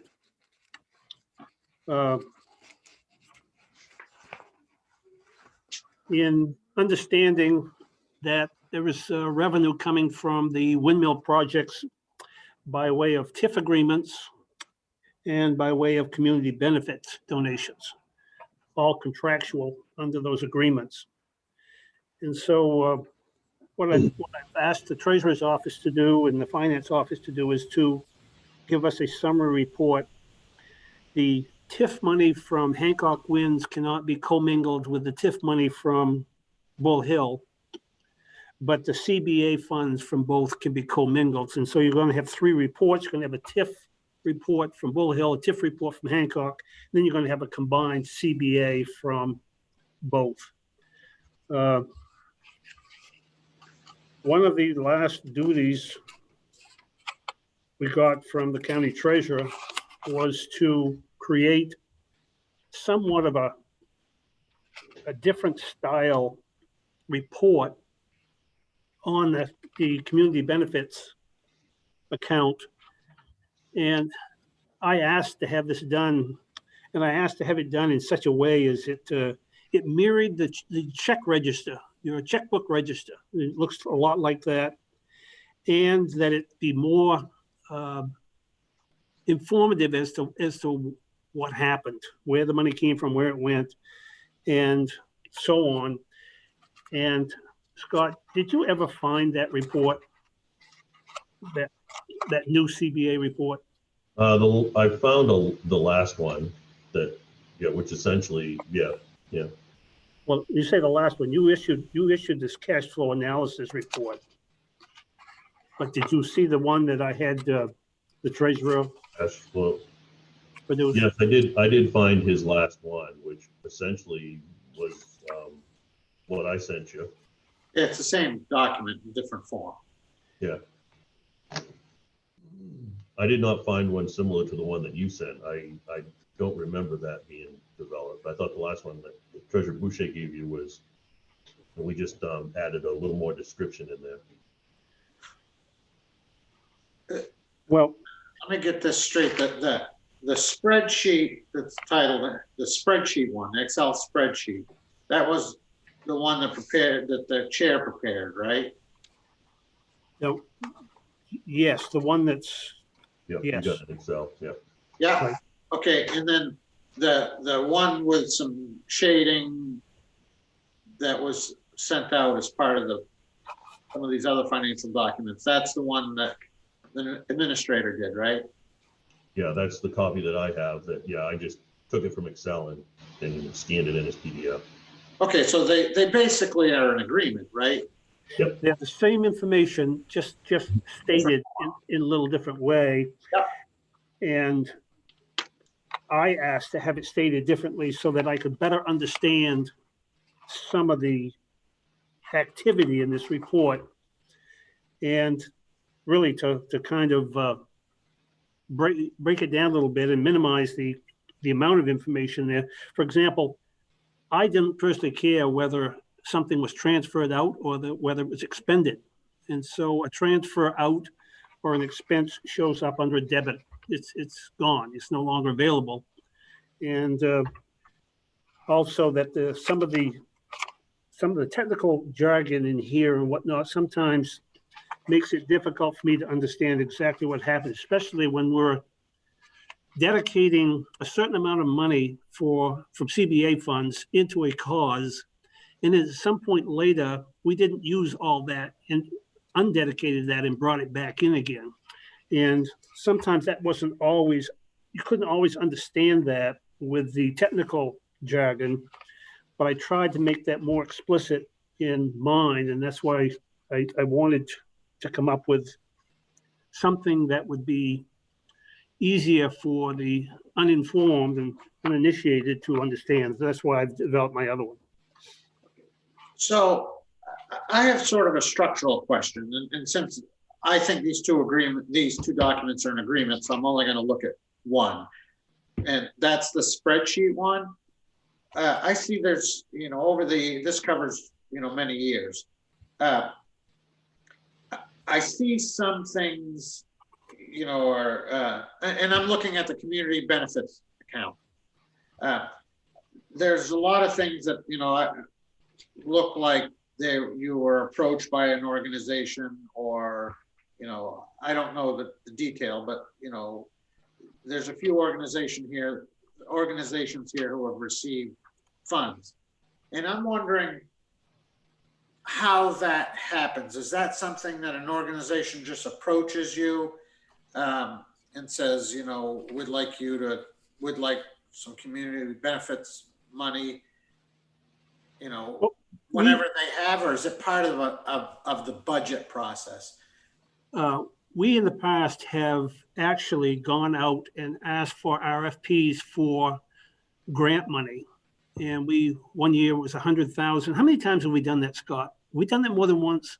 Yeah, I would say a couple of times, I think. A couple of times. So basically we went out and we dedicated a certain amount of money. Usually it was 100,000. We set up a criteria for applying for that and a criteria for selecting the recipients for that, and then dole that out to worthy cause. So it'd have to be a nonprofit public service entity would apply for this money. And we've done that on a couple of occasions. So if you see Open Door or the Workforce, Yeah. There are some isolated situations though, and some of them are services in the jail, I think is one of them, where we have gone outside the grant program and dedicated money. We also, I want to be careful I don't get mixed up here, because we have TIF monies that we send out too, but No, I'm specifically looking No. at the community benefits And account. I So, think, and I think you find most of those entities that you're looking at was under a grant program. okay, so this was just a pass through. This wasn't, this was application of a grant. So the grant came. No, we actually funded the grant. Right. In other words, we took from community benefit monies, we established a grant program. We were the entity who provided that grant funds. Okay, that's how I took it originally. Okay. Mhm. So, because those are significant amounts of money, and I'm wondering what the, did we just get approached? Does somebody just approach us like today, or does it come through the budget process, or how? I just need like a 2-minute education on how that happens. We almost have to go down through and talk about each one individually, wouldn't you, Scott? I mean, Okay. like I say, some requests came through the jail on services that they needed up there. Some came through our formal grant process. Some came through, I think the sheriff came to us with wanted monies for Open Door, trying to recover that. So I mean, you almost have to, they did come to us and get dispensed under different situations, but Okay. So it happens on a rolling basis. It's not part of the budget process. no. We've always gone to great lengths to keep this separated from the budget process. Now, having said that, we on our own initiative will dedicate some of these CBA funds to offset the amount raised by taxation. This year, I think we have what, 100,000? Yeah, you have Scott? 50, 50 in the 50 in the specifically dedicated, then another 50 that's coming into the sheriff's revenues to offset for vehicles. But that's not part of the budget process. It's part of our process. It's not as far as the budget advisory committee is concerned, but it's part of our process when we're determining what our final amount raised by taxation is going to be. Right. This is almost like a fund balance account that the commission has purview over. Is that fair? Correct. Okay, so like the two examples that you mentioned, can you point them out to me? Are they like what line they are on that spreadsheet? Which one, which example? The jail. Well, the jail has that recovery program, line 32. That recovery and workforce program. Okay. That came to us as a result of work through this EMDC through the jail. Okay, so let's stick with that one. So somebody from the jail came and said, we have this need. It's unbudgeted. So, and it falls in the purview of the community benefit account. That's how, is that a fair assumption how that happened?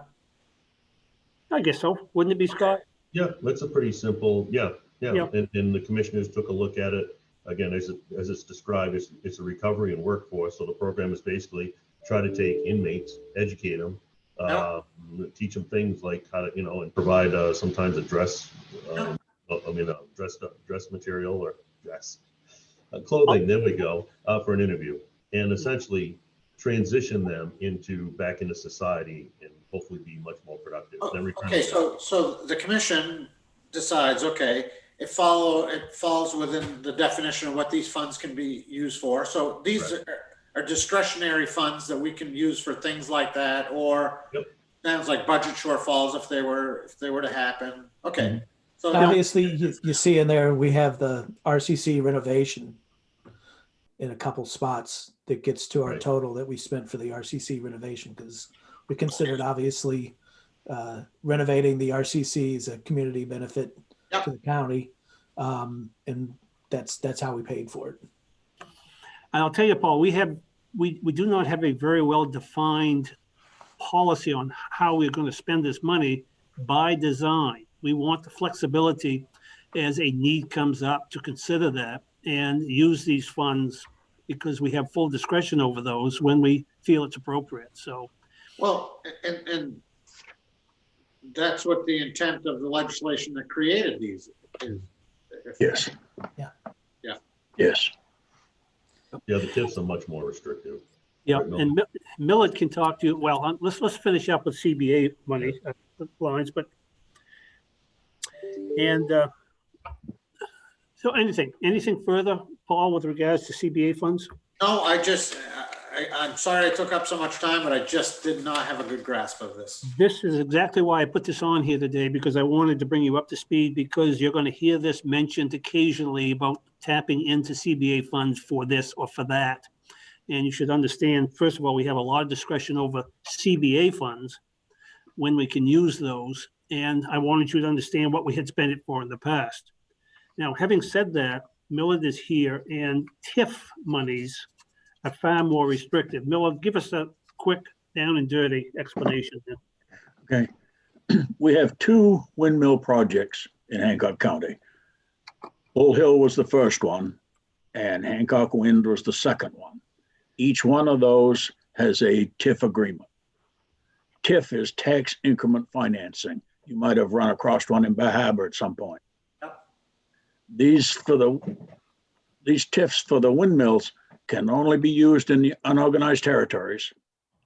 Each one has specific criteria listed for what the money can be spent on, and it's each one of those criteria is capped at a certain amount of money that can be spent.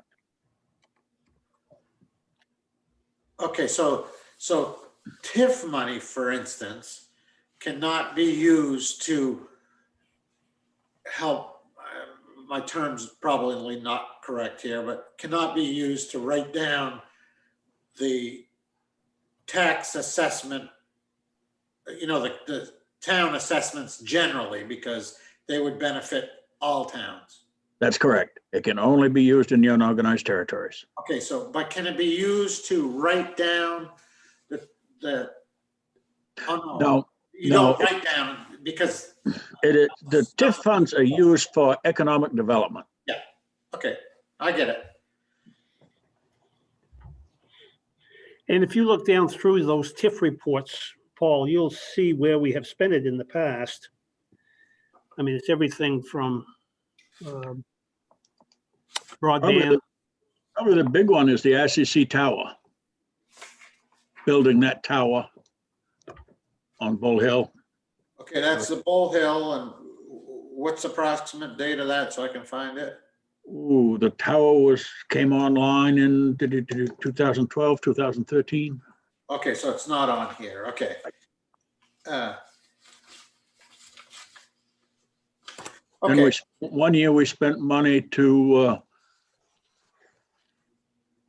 with Fairpoint to get broadband extended into Fletcher's Landing.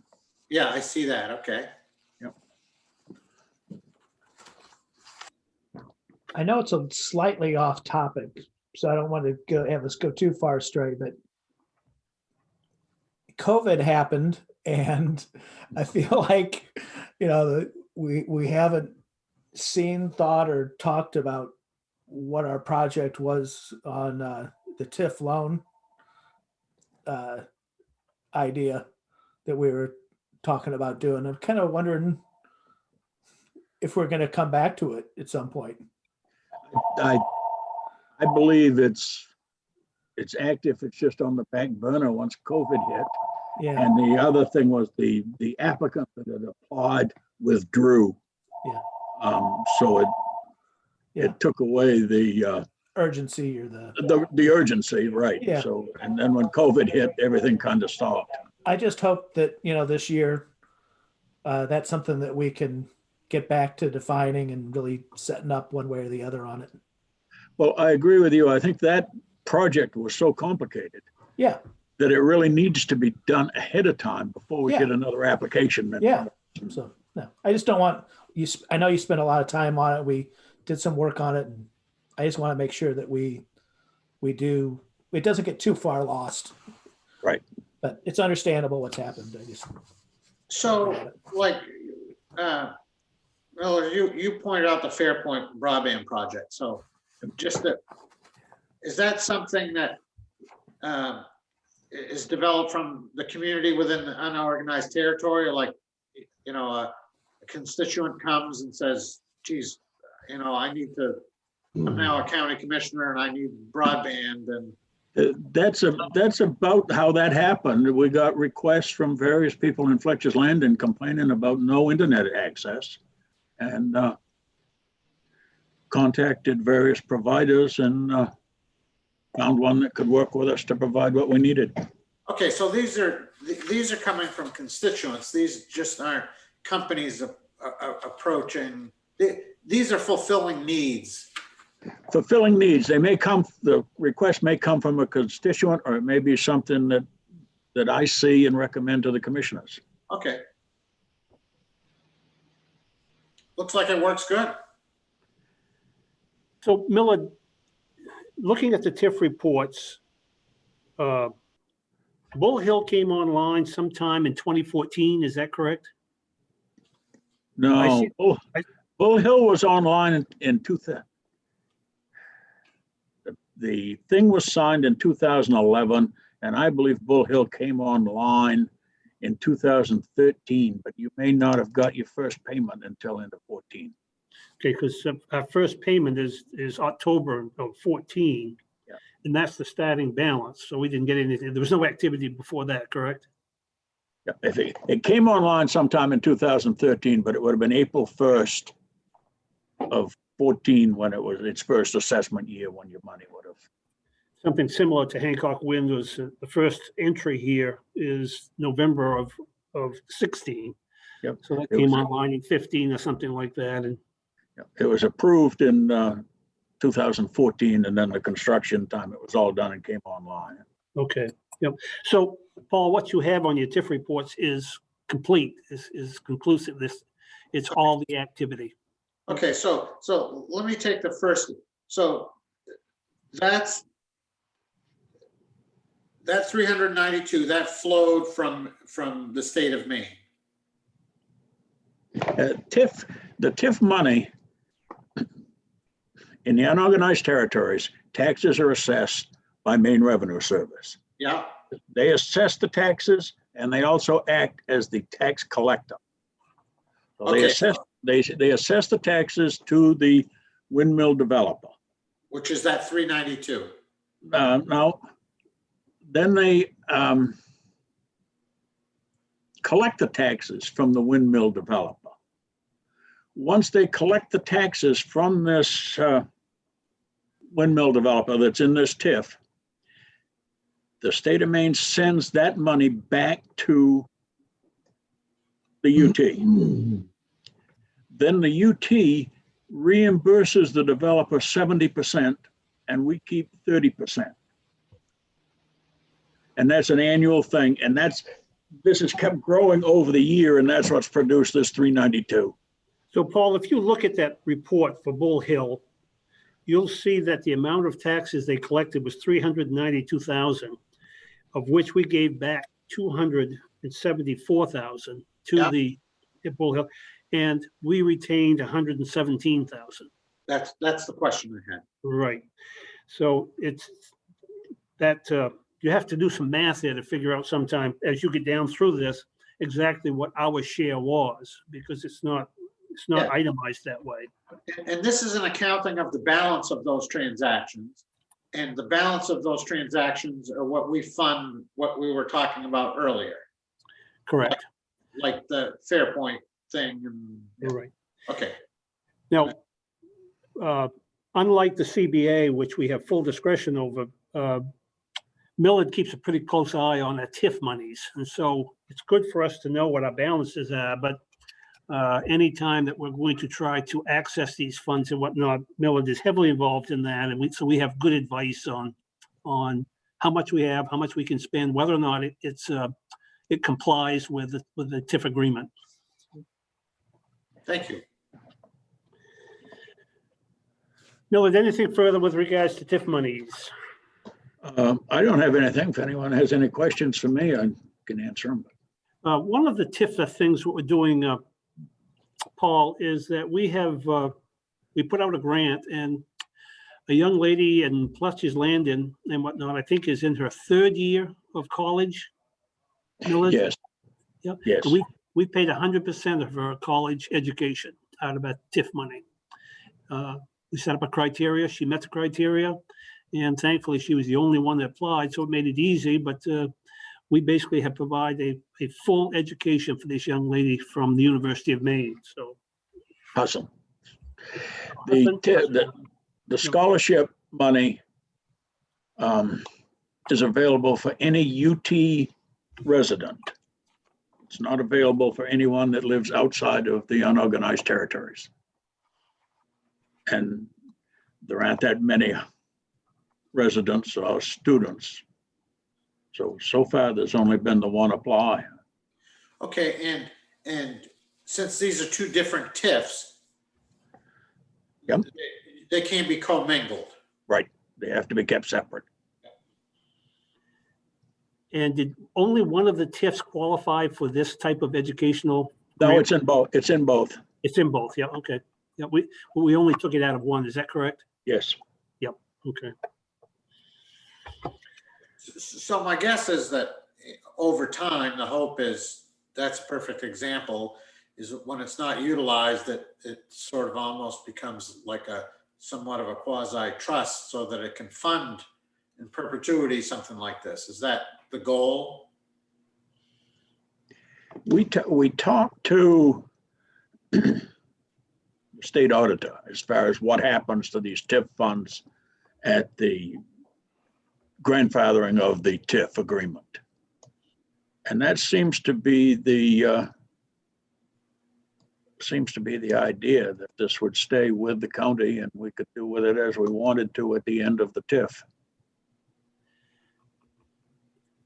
That in future boards, though, future commissions, though, Paul, needs to be clearly understood, because it's too bad to build up $2 or $3 million fund and then the state come in on the final day of a final year of our TIF agreement and take our balance.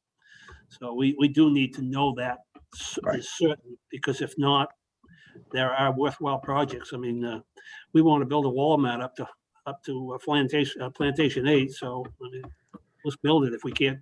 If they're going to take our money away from us. Okay, can we move on, gentlemen? Thank you. Thank you. Scott, you've already notified us that the issue of Meisel. Yep, Meisel and Eastbrook have settled this, so, yep, Julie Curtis was a huge help, obviously, with this, representing Eastbrook, so, yep, Mr. Meisel's happy. I personally am pleased to see that this got resolved, Paul, because this is an abatement hearing request. And I've worried that we may run into a legal problem whereby we have a register of deeds who is also the selectman in the town that we're hearing an abatement from.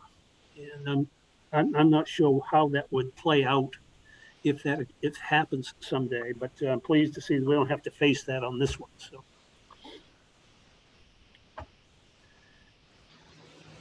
Okay, let's move on. Gentlemen, I want to combine F and G together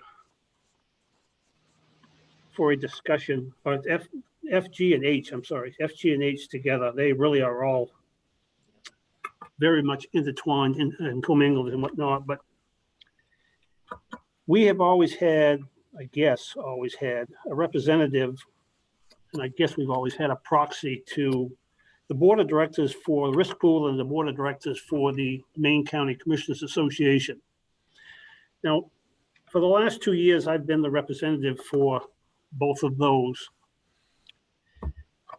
Gentlemen, I'm going to tell you that in all the years I've been with government agencies, served on boards and commission, this is probably one of the most useless boards I've ever served on. They accomplish practically nothing. And when you look at their accomplishments and you look deep enough, you'll find out that a lot of them were accomplished by other associations like the Maine Sheriff's Association.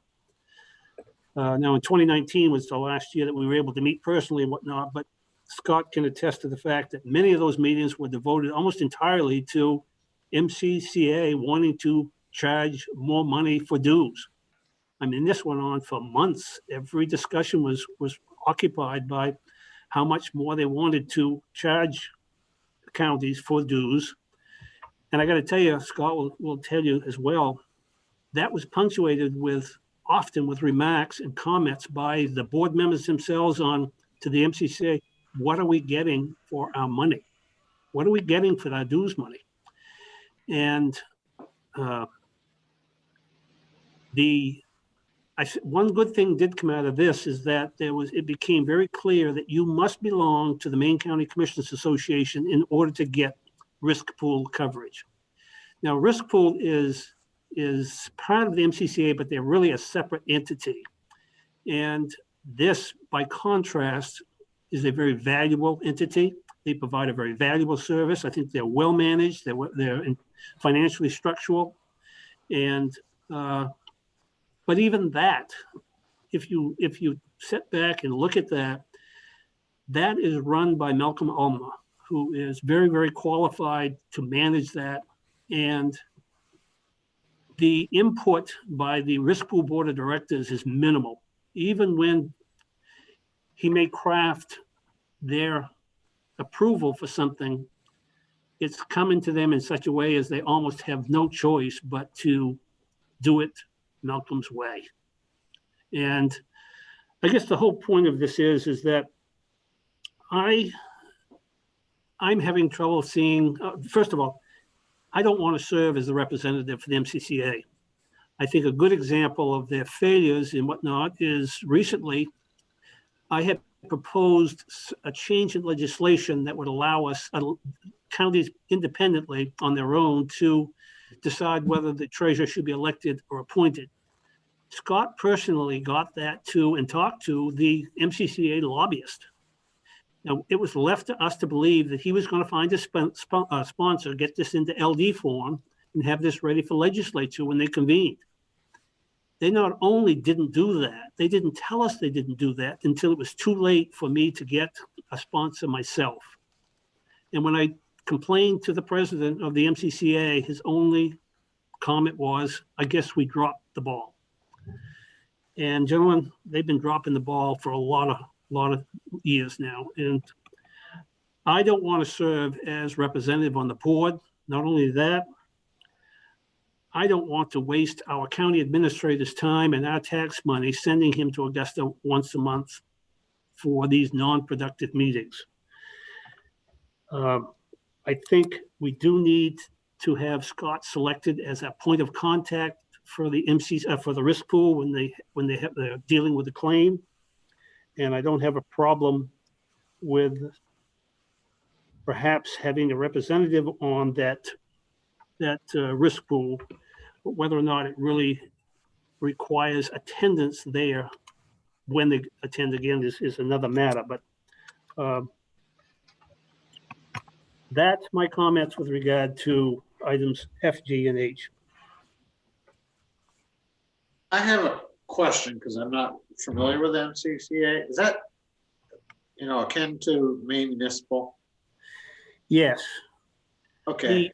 I think the biggest issue there is that the size. Maine Municipal, of course, by virtue of the fact they have 364 or something municipalities they're working with and whatnot, really provides a very valuable service in a lot of areas with only 15 counties. And I'll tell you that the Franklin County does not belong and has gone somewhere else to get their liability coverage, and they're not in risk pool. There's only 15 counties paying dues to the MCCA. Okay, but it's the same type of organization. Right. One might be stronger than the other. Okay. One is very much stronger than the other. Yeah. So if is it possible to, or does it make sense to belong and just not, and have a representative, but just not go to the meetings and let, I'd hate, it doesn't sound productive to belong and not have a seat at the table if we ever wanted it for some reason. Is that a fair assumption or no? Well, if a representative wanted to volunteer for that position, knowing that they wouldn't be going unless there was something urgent that forced them to go, and we didn't ask our proxy to attend on our behalf, I could agree to that. Is that something that I just don't know the organization. That's why I have so many questions. But does that make sense, or does it make sense just to give up our seat at the table? I guess when you put it that way, and I'd ask Scott Adkins, whatnot, we probably shouldn't give up our seat, should we? Scott? Paul, Beth, and Hannah Parody. We're not available right now, but leave a message back. Sorry about that. Yeah, Commissioner Clark, you know I share your frustration. But I don't think we should give up our seat. I agree. I'm also dealing with another very frustrating issue, which is a common issue, the jail funding, and have reached out to another member, which is Aroostook County Norm Fornia, to discuss, because essentially the president of MCCA now stops emailing me. We do need to keep a seat at the table. We do need to keep it monitored. I don't believe it requires us to travel down there every time. If you want me to ask permission before I go down, I'm fine with that. If you want to leave it to my discretion whether or not I go down, I'm fine with that. But yeah, we should definitely at least keep an eye on it. Yeah, I mean, I've belonged to organizations that I felt were exactly how you're describing, Mr. Chair, and you know, just not knowing any better, I think we ought to meet and following Scott's advice. I think that we probably ought to keep a seat at the table. It probably makes sense that it's the administrator. I probably would not want to handcuff them to reach out to us for us to make sure that it's prudent for him to go. I think he's, you know, capable of making that decision. I mean, I try not to be a micromanager. I would trust that he could make that decision. And quite frankly, if I didn't trust him, then, you know, we should be looking for somebody else. But I'm not saying that at all. I would agree with it. Yeah, so, you know, I would be inclined to keep the seat at the table, appoint the administrator if he's willing, and provide him with the discretion to attend or not attend meetings. So Scott, correct me if I'm wrong, but you have to be a commissioner to be on the board, but a proxy can be the manager. Is that correct? Yeah, correct. So what we'd have to have, Paul, to keep it seated at the table, one of the three of us would have to agree to be a representative on the Maine County Commissioners Association board, and then we could appoint Scott as our proxy. Correct.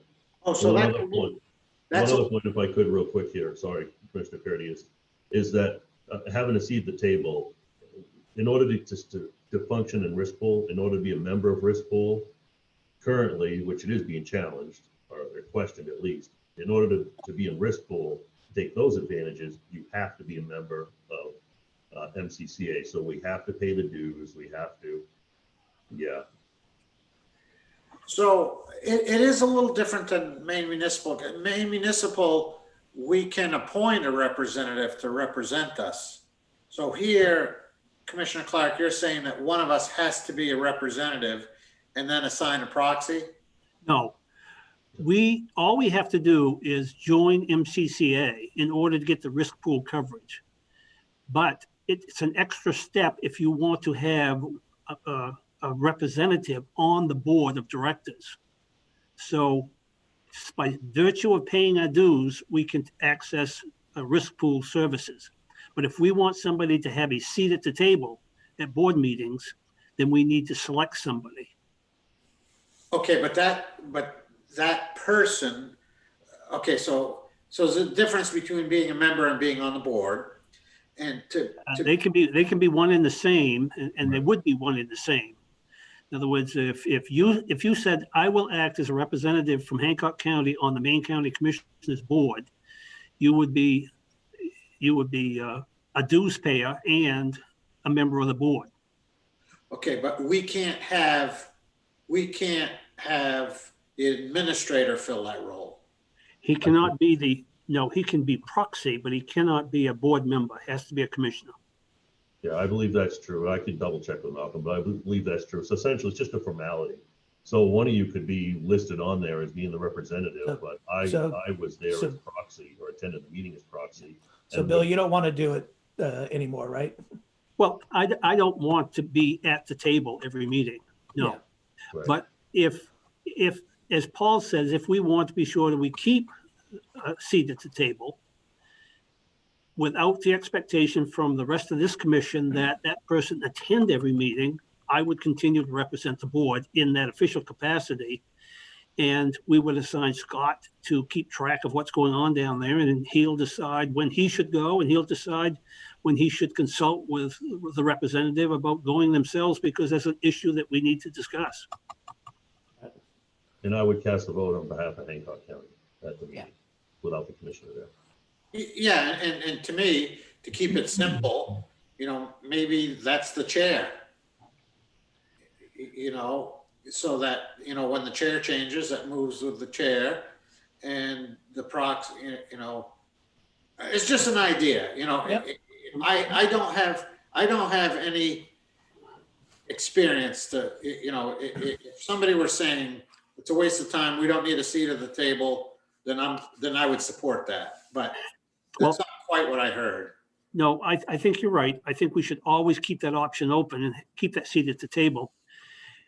So, gentlemen, I would accept being representative from Hancock County on the Maine County Commissioners Association Board of Directors, unless with the provision that you don't expect me to attend every meeting. That we will, and it will be more like as we determine it's needed to be there, and that Scott will attend on other times. Is that okay? So Yes. how about this as a motion? Because I'm just trying to put it in English so we got something to read. Move to appoint the chairman to the Risk Pool Board of Directors and assign the county administrator as his proxy with the discretion, as his proxy with the discretion of attending meetings as he sees fit. That's perfect. Yeah, you want to add, I think you said, did you say risk pool, add MCCA to that, and they'll take care of all three, if that's what you were wishing to do. Because they're two separate organizations. I thought I only heard one. You did, and I was being naive. Both are included in my motion. So it's Second that. representative for, okay, so motion made and seconded that I'll represent us on both MCCA and risk pool. Now, that's just 2 out of the 3 items though, Paul. The third item is point of contact. So let's act on. How about I add, okay, the chair to represent with the proxy, the administrator to be the proxy to both the organization, and act as the primary point of contact with the risk pool for 2021. You're talking about the administrator. Yes. Right. Yeah, I would agree to that. You understand the motion now, John? Yep. So basically, I will represent MCCA on risk pool. I'll represent the county MCCA and risk pool, and Scott will be proxy and be the point of contact. Yep. Okay. Sorry about that. No, this is, if you understand the motion on the floor, let's take a vote. Commissioner Wambacher, Yes. Commissioner Parity, Yes. and I do myself. F, G, and H now have been taken care of. Now, gentlemen, throwing another fly in the ointment. I firmly believe that it is a true conflict of interest for the county to agree to set as a board member on any organization that in turn comes back to us and asks us for funds every year to support that organization. EMDC is one of our Department 17 third-party recipients. And each year, the representative from the Hancock County Commissioners sitting on the board is deciding on whether or not they should receive taxpayer money. And I think that is a true conflict of interest. And either we don't select somebody from EMDC on the board, or they agree to withdraw their requests for county funds. So, Bill, didn't we in the end not have to, was there any money given to EMDC this last year, or were we not Yes, going to have to be giving it's any in the- money this year? Yep. It's in the 2021 budget to provide them Department 17 money. Is it? Okay. I don't remember what the amount was, like 19,000 something. Do you have that in front of you, Scott? I'm getting there. I forgot. But anyways, it's in the 2021 budget that we're providing funds to EMDC. Okay.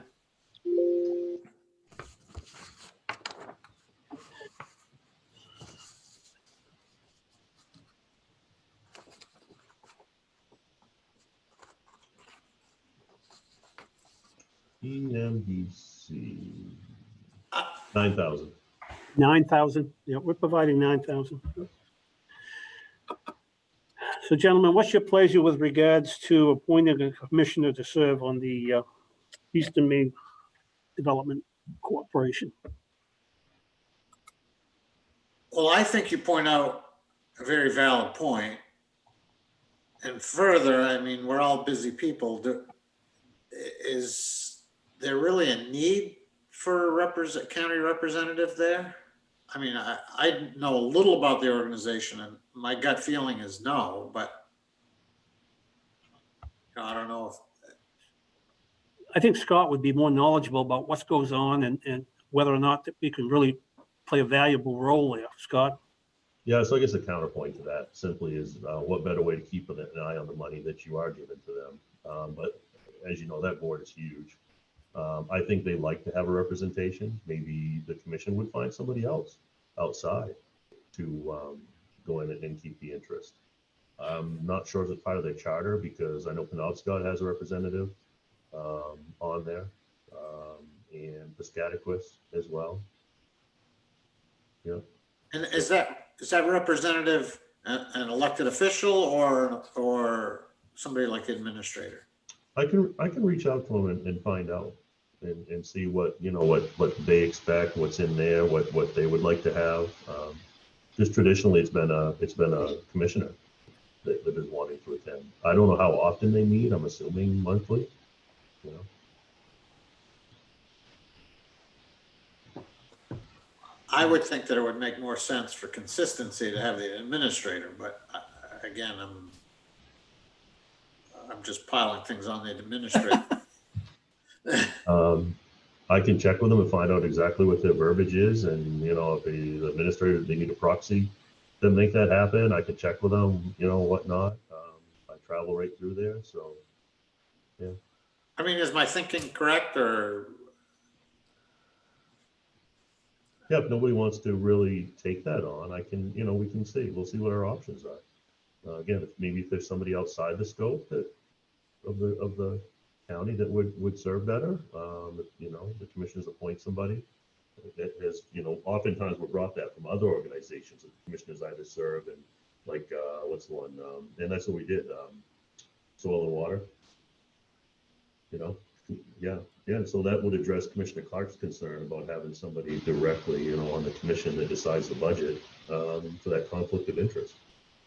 So let me check with them. And we can kind of table that for now if you want. Yeah. Okay, so we're going to table item I for a future meeting. Item J, gentlemen, this is just a formality.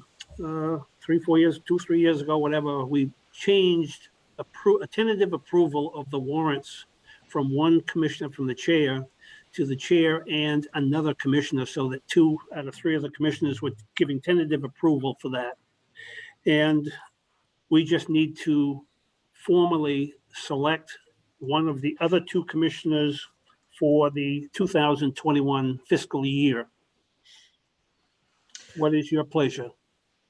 I asked this question of the chair a few days ago, and it as I understand, Commissioner Wambacher works in Ellsworth, right? Is that? Yeah. So you're going through Ellsworth, on a fairly regular basis, where I do not, and you have a lot more experience. To me, it makes sense for you to do that if you're willing. Yeah, no, I mean, I enjoy doing it. And it really depends on doing it. The advantage of doing it at some point for you is just a lot of things that because I look through every warrant, and even though it's a lot of the stuff, it's the same stuff every time, but I really do look through every one of those pages, and I'm looking to see what it is. And sometimes it brings up things that since I'm not in the office with people, I don't know what's going on with this little thing that happens at the jail. Well, why is there this $700 charge at the jail? So then I might make a call or send a text or something and be like, hey, can you explain why we had to get the washing machine fixed that I thought we just bought that was new? Why did we have to pay $7,700 or whatever? So it's kind of a good practice, I think, because it does let you kind of see a lot of the small stuff go through the county. So I enjoy doing it. So I'd be happy to keep doing it. So I'm going to move to appoint Commissioner Wambacher to review and sign the warrants with the chair, and then I'll have a question after that. And I'll second that motion. John, believe me when I say this was no attempt to throw you off that responsibility. I just want to make this an official annual function of the board every January to select somebody.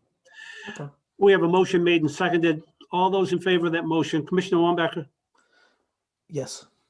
Commissioner Parity, Aye. I am myself. You had a comment, Paul? Yeah. So my question is this: I'm used to reviewing the warrants also, and if there's any questions, submitting those to the manager, or in this case the administrator. How do you get that? Do you email that, and or do you physically go in and review it? I physically come in and they have the warrants ready for us to look through. Okay. And And you literally go through every bill and look at it.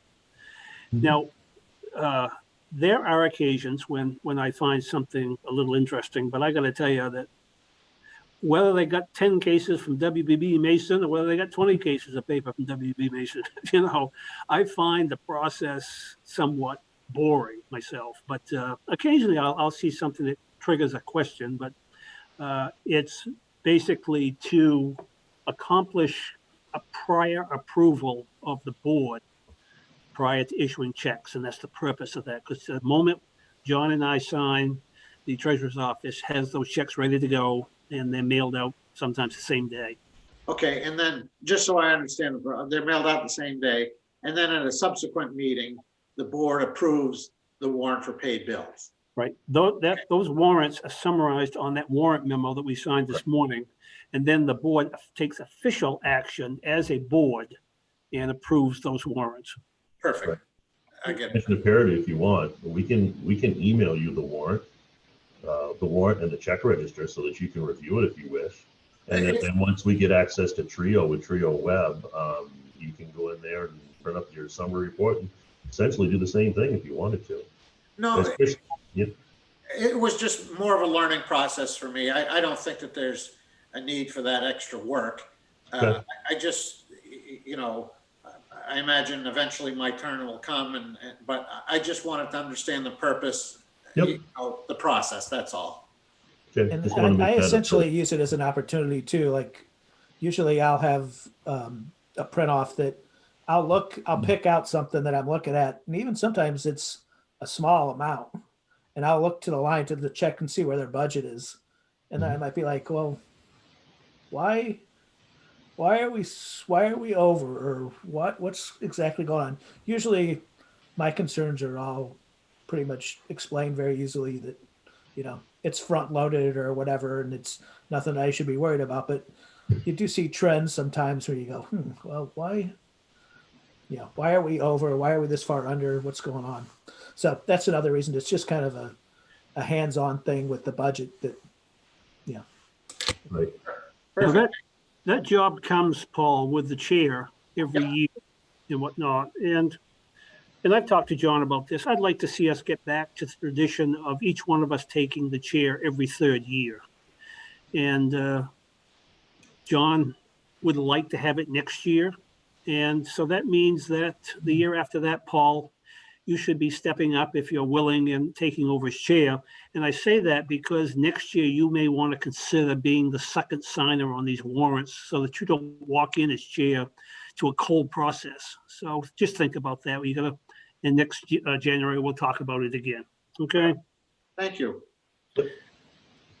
All right, let's move on. Gentlemen, do you have the storm-related courthouse closure policy in front of you? Yeah, and that's more than just a courthouse, right? No, it's a county-wide policy. Okay, that's what okay, great. If you look, it says the annex and the airport and so on. It has a countywide effect. The reason this is on here today is because that policy requires consent of the full board for Scott to take measures to close down the courthouse and to put this closure into effect. And for all intents and purposes, that's really unworkable. I agree. Scott has always consulted with me on, and we've discussed this about what the conditions are and so on. He works with EMA. He works with the court personnel on whether or not they're going to close courts. And I think we could be well served by simply having the county administrator, after consultation with the chair, deciding on whether or not what kind of a closure he will put into effect.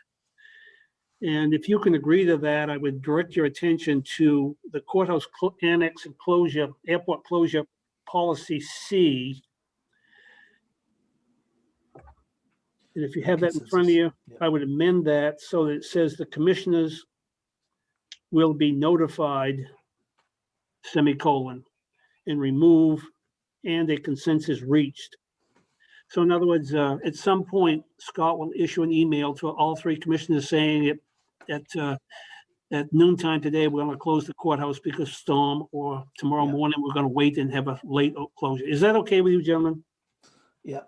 To be honest, I think that's the only way it's workable. I'll go back to a prior comment. If we can't trust the administrator to make a decision in consultation with the chair, then we have a problem. But I can't imagine that's the case. So I think it should be the administrator in consultation with the chair, and that we're just notified. Yeah. And I will tell you that he's done real well over the past now, but there's been times when he and I both agreed that we should close. It turned out we were misinformed about the weather forecast and shouldn't have closed. But I mean, it was good faith, and we acted on the information we had. And I've always said that if we have a problem with Scott being too liberal with this, we can always have a chat with him, buckle down a little bit, But anyways, I have found that his discretion has been pretty much spot on since we've had this. So I'd like to move that item C be changed to eliminate the words "and a consensus is reached." Second. Any further discussion? Do we need to put, it's somewhat assumed that as consulted with the court's turn. Yeah, that's perfect. That accomplishes it. Yep.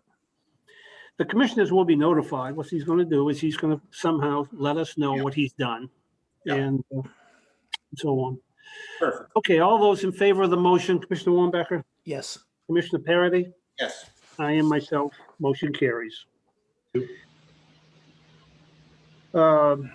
Rebecca, the earned paid leave amendment to the policy. Yep, so this is just follow-up to what you have already verbally approved. Those changes have been integrated into the personnel policies, and I just need your formal approval on them. Did we get that policy? You don't have the personnel policy, but I can get it to you. They've Gentlemen, been, do you want to see that, or are you prepared to move on that? Well, didn't you take action on this prior? they didn't take official action on it last time. They verbally approved it. And that was so I could get the changes into the policy and, you know, give you something to sign. So And we also have, so that yeah, we also have fully vetted this, and that's the last meeting, correct? yes. Okay. I took this as a formality in that, I wasn't sure we needed action, but it sounds like we do. Is this in a form of a policy? Not yet, right? Is it just a memorandum right now? Well, no, it's in a policy. It's been integrated into the full personnel policy manual. And Okay, it's I'm just trying to figure out how to word the motion. So, so it sounds like we're gonna approve the policy as described in this memorandum, period. Yeah. I mean, if you wanted to, the bulk of it is really the earned paid leave law. So if you want to approve the earned paid leave amendments to the personnel policy. As described in this memo, because we don't have Yeah. the act. Okay. Yep. So that's my motion. You want me to read it, or does everybody understand what it is? No, I think we're all set. Was that a second? Yes. John? Yeah. Been made and seconded. And what will happen is, Paul, at some point, you'll have a document that needs your signature in the personnel policy. These all have to be signed by the commissioners. So, and you'll get that. You'll get an update to your policy manual. Correct, Rebecca? Yep. I have the policy manual sort of, I redid it a little bit, so it's a little easier to use. So Okay. that's ready to go. I'm just playing with the table of contents, and that's made some formatting edits that are required. So my motion was to approve and sign the earned paid leave, personal leave policy as described in this memo. And that's made and seconded. If we understand what we're voting on, all those in favor, Commissioner Wambacher, Yes. Commissioner Parity, Yes. and I am myself. Now, while we're talking about signatures, Paul, what arrangements have you made to sign documents in the administrator's office? I have not made any arrangements. Okay, you can meet with Rebecca and she can give you some options on having to avoid physically coming on site. John and I, of course, being in the Ellsworth area, find that easier than you would. So at some point you need to, because we're going to have at least 2 documents, if not 3 today, that require your signature. Okay. And so you need to talk to Rebecca about how you're going to accomplish that. Okay, I'll do that today or tomorrow. Okay. Item M. Rebecca, this is still you? Yep, that's still me. So a little background on this, the FFCRA is the federal legislation, the Families First Coronavirus Response Act, that ended on December 31st, 2020. So that act provided 2 forms of leave that were associated with the coronavirus. So we watched that pretty carefully because we had the expectation, meaning everybody in employment, had the expectation that they were going to extend those provisions. The new stimulus package that that Congress approved did not extend those leave provisions, but it does allow for employers to extend them if they want to. You have to choose to do that through March 31st. You have that option. Private employers can receive tax credits, but public employers cannot. So that's where we are. You'll have to decide if you want to extend that through March 31st or not. What's the practical effect of this? The practical effect is, well, to be honest, I would like to see you extend them through March 31st. Our employees have used them. I mean, it really comes down to this. There are two kinds of leave. One is employees have up to 80 hours of paid leave under this act if they have to quarantine. If we have an employee who has to quarantine, they're simply going to quarantine. So if you don't extend this, you'll have to decide if you want to pay them for after you tell them to quarantine. The other part of this is it expands FMLA just for, you know, in the case of if someone has a child whose daycare or school is closed because of coronavirus, that's another reason they can utilize FMLA. And that comes with,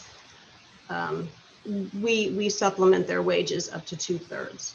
So we've had a handful of employees use that, and it's been used really effectively. Department heads and the employee and my office have all worked together to come up with, you know, individualized plans that stay within these parameters. So, because I thought this created additional days, but it sounds like what you described is that it just allows them to access the FMLA that they've already earned or qualify for.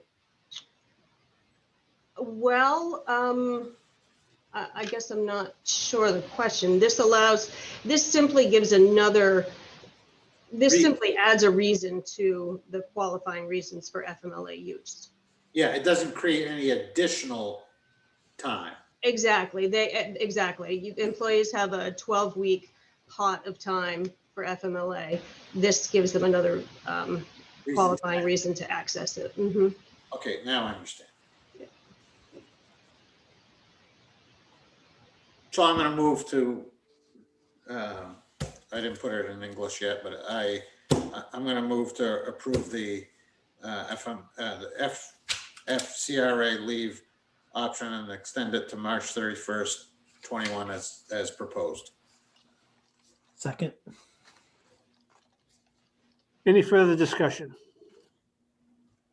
Hearing none, all those in favor of the motion, Commissioner Wambacher, Yes. Commissioner Parity, Yes.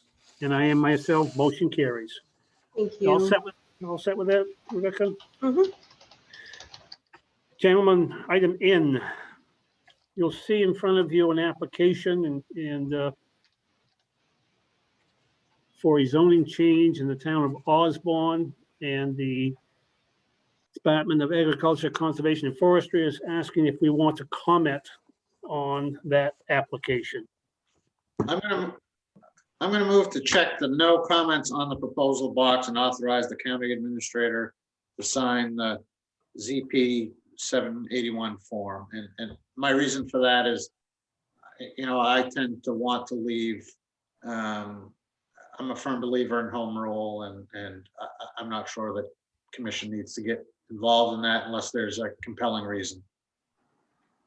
I'll second that motion. Any further discussion? And by the way, Paul, that has been our tradition here for the last few years to yield to the town's wishes. Hearing nothing further, all those in favor of the motion, Commissioner Wambacher, Yes. Commissioner Parity, Yes. I am myself. Gentlemen, that concludes the formal agenda. Is there any other item you wish to discuss before we adjourn? Yeah, if I could bring up, because I wasn't going to address this with regards to my email about closing down the building, taking a further step back. The only response I received was from Deeds, who I assumed had most of the appointments and visitations, but the registrar is telling me she's only had 3. Again, I see many department heads on here. I think we're pretty much set unless the commission wants to make that a formal action. or if a department head has something to say with regards to, in other words, no more, everything stops at the drop box in the foyer. My feeling is that discretion should be left to the administrator. He's there, he's, and that if he felt there was any formal action that needed to be taken, I assume that he would state so. So I'm happy with the way things stand. So I want to make sure I understand. So we're going to have everything essentially be a little more closed off like we were in the springtime to summertime period. Am I right? Yeah, reduce, if there are any appointments, reduce them even further than what they Yeah. currently are now. I mean, common sense says if you have to allow somebody to come through and help them, then that should be, then I follow the discretion and leave that up to the department head. But we really should keep everybody for their own protection and safety and ours in the foyer. Well, I'll tell you that this has not been the cause of any of our incidents within the county campus. But when we look at where those causes came from, they're coming from everywhere. And I think we need to do everything we can to tighten up and try to protect our employees and avoid this, because you just never know where it's going to come from. And it really, really worries me. We have no less right now than 7, 8 affected county employees right now on COVID issues between the jail, sheriff's department, RCC, and I think closing off contact from the basement to the first floor and the first floor to the annex and the jail has helped in protecting our employees. But Julie, you're on there, whatnot. We want to shut down again and go back to Dropbox only. How do you feel about that? You muted. I don't have a problem with it. We're still going to be busy, so. Yeah. Just So we don't need to take any action per se. Well, no, I'll don't, continue to monitor, and I think we're all set for now. I think. but don't we have a document on file for which we did take action on that needs amended? Did we take formal action to allow appointments? Yes, we did. Yes. Yeah. So, Paul, I guess the problem with leaving it to the administrator is that we have a policy now that we have approved with our signature on it that doesn't give him discretion to change. So I think. So how about I don't have that policy in front of me, but I'll rely on you folks to tell me if I'm wrong. So it sounds like we need to rescind that policy and leave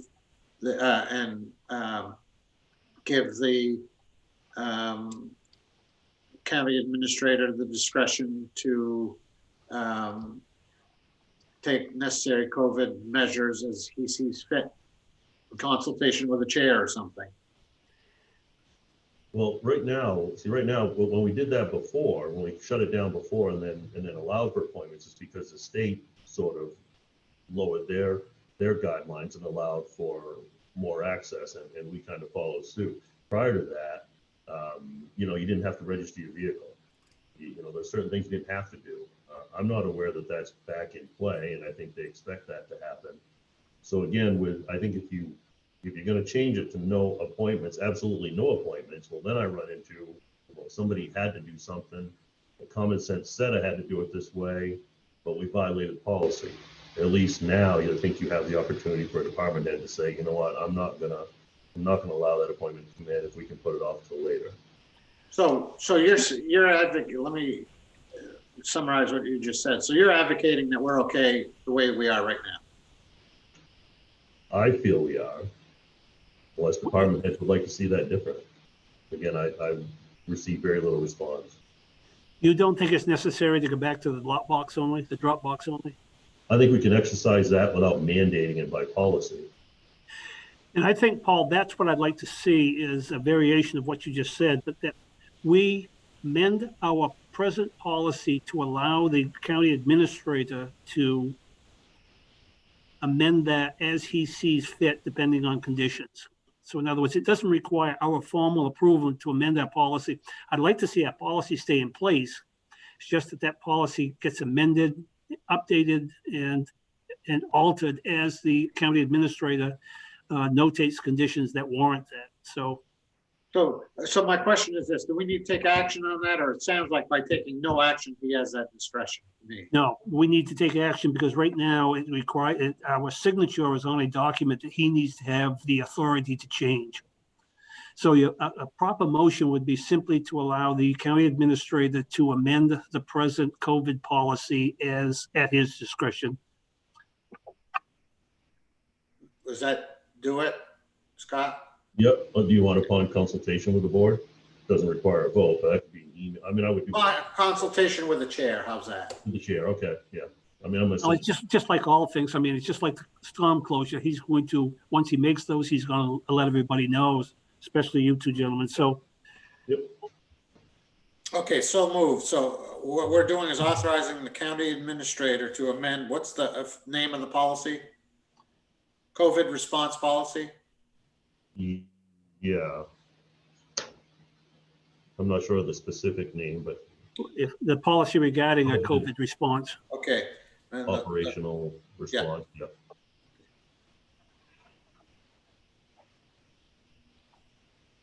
Okay, everybody clear? Okay, so if that's your motion, do I hear a second? I'll second.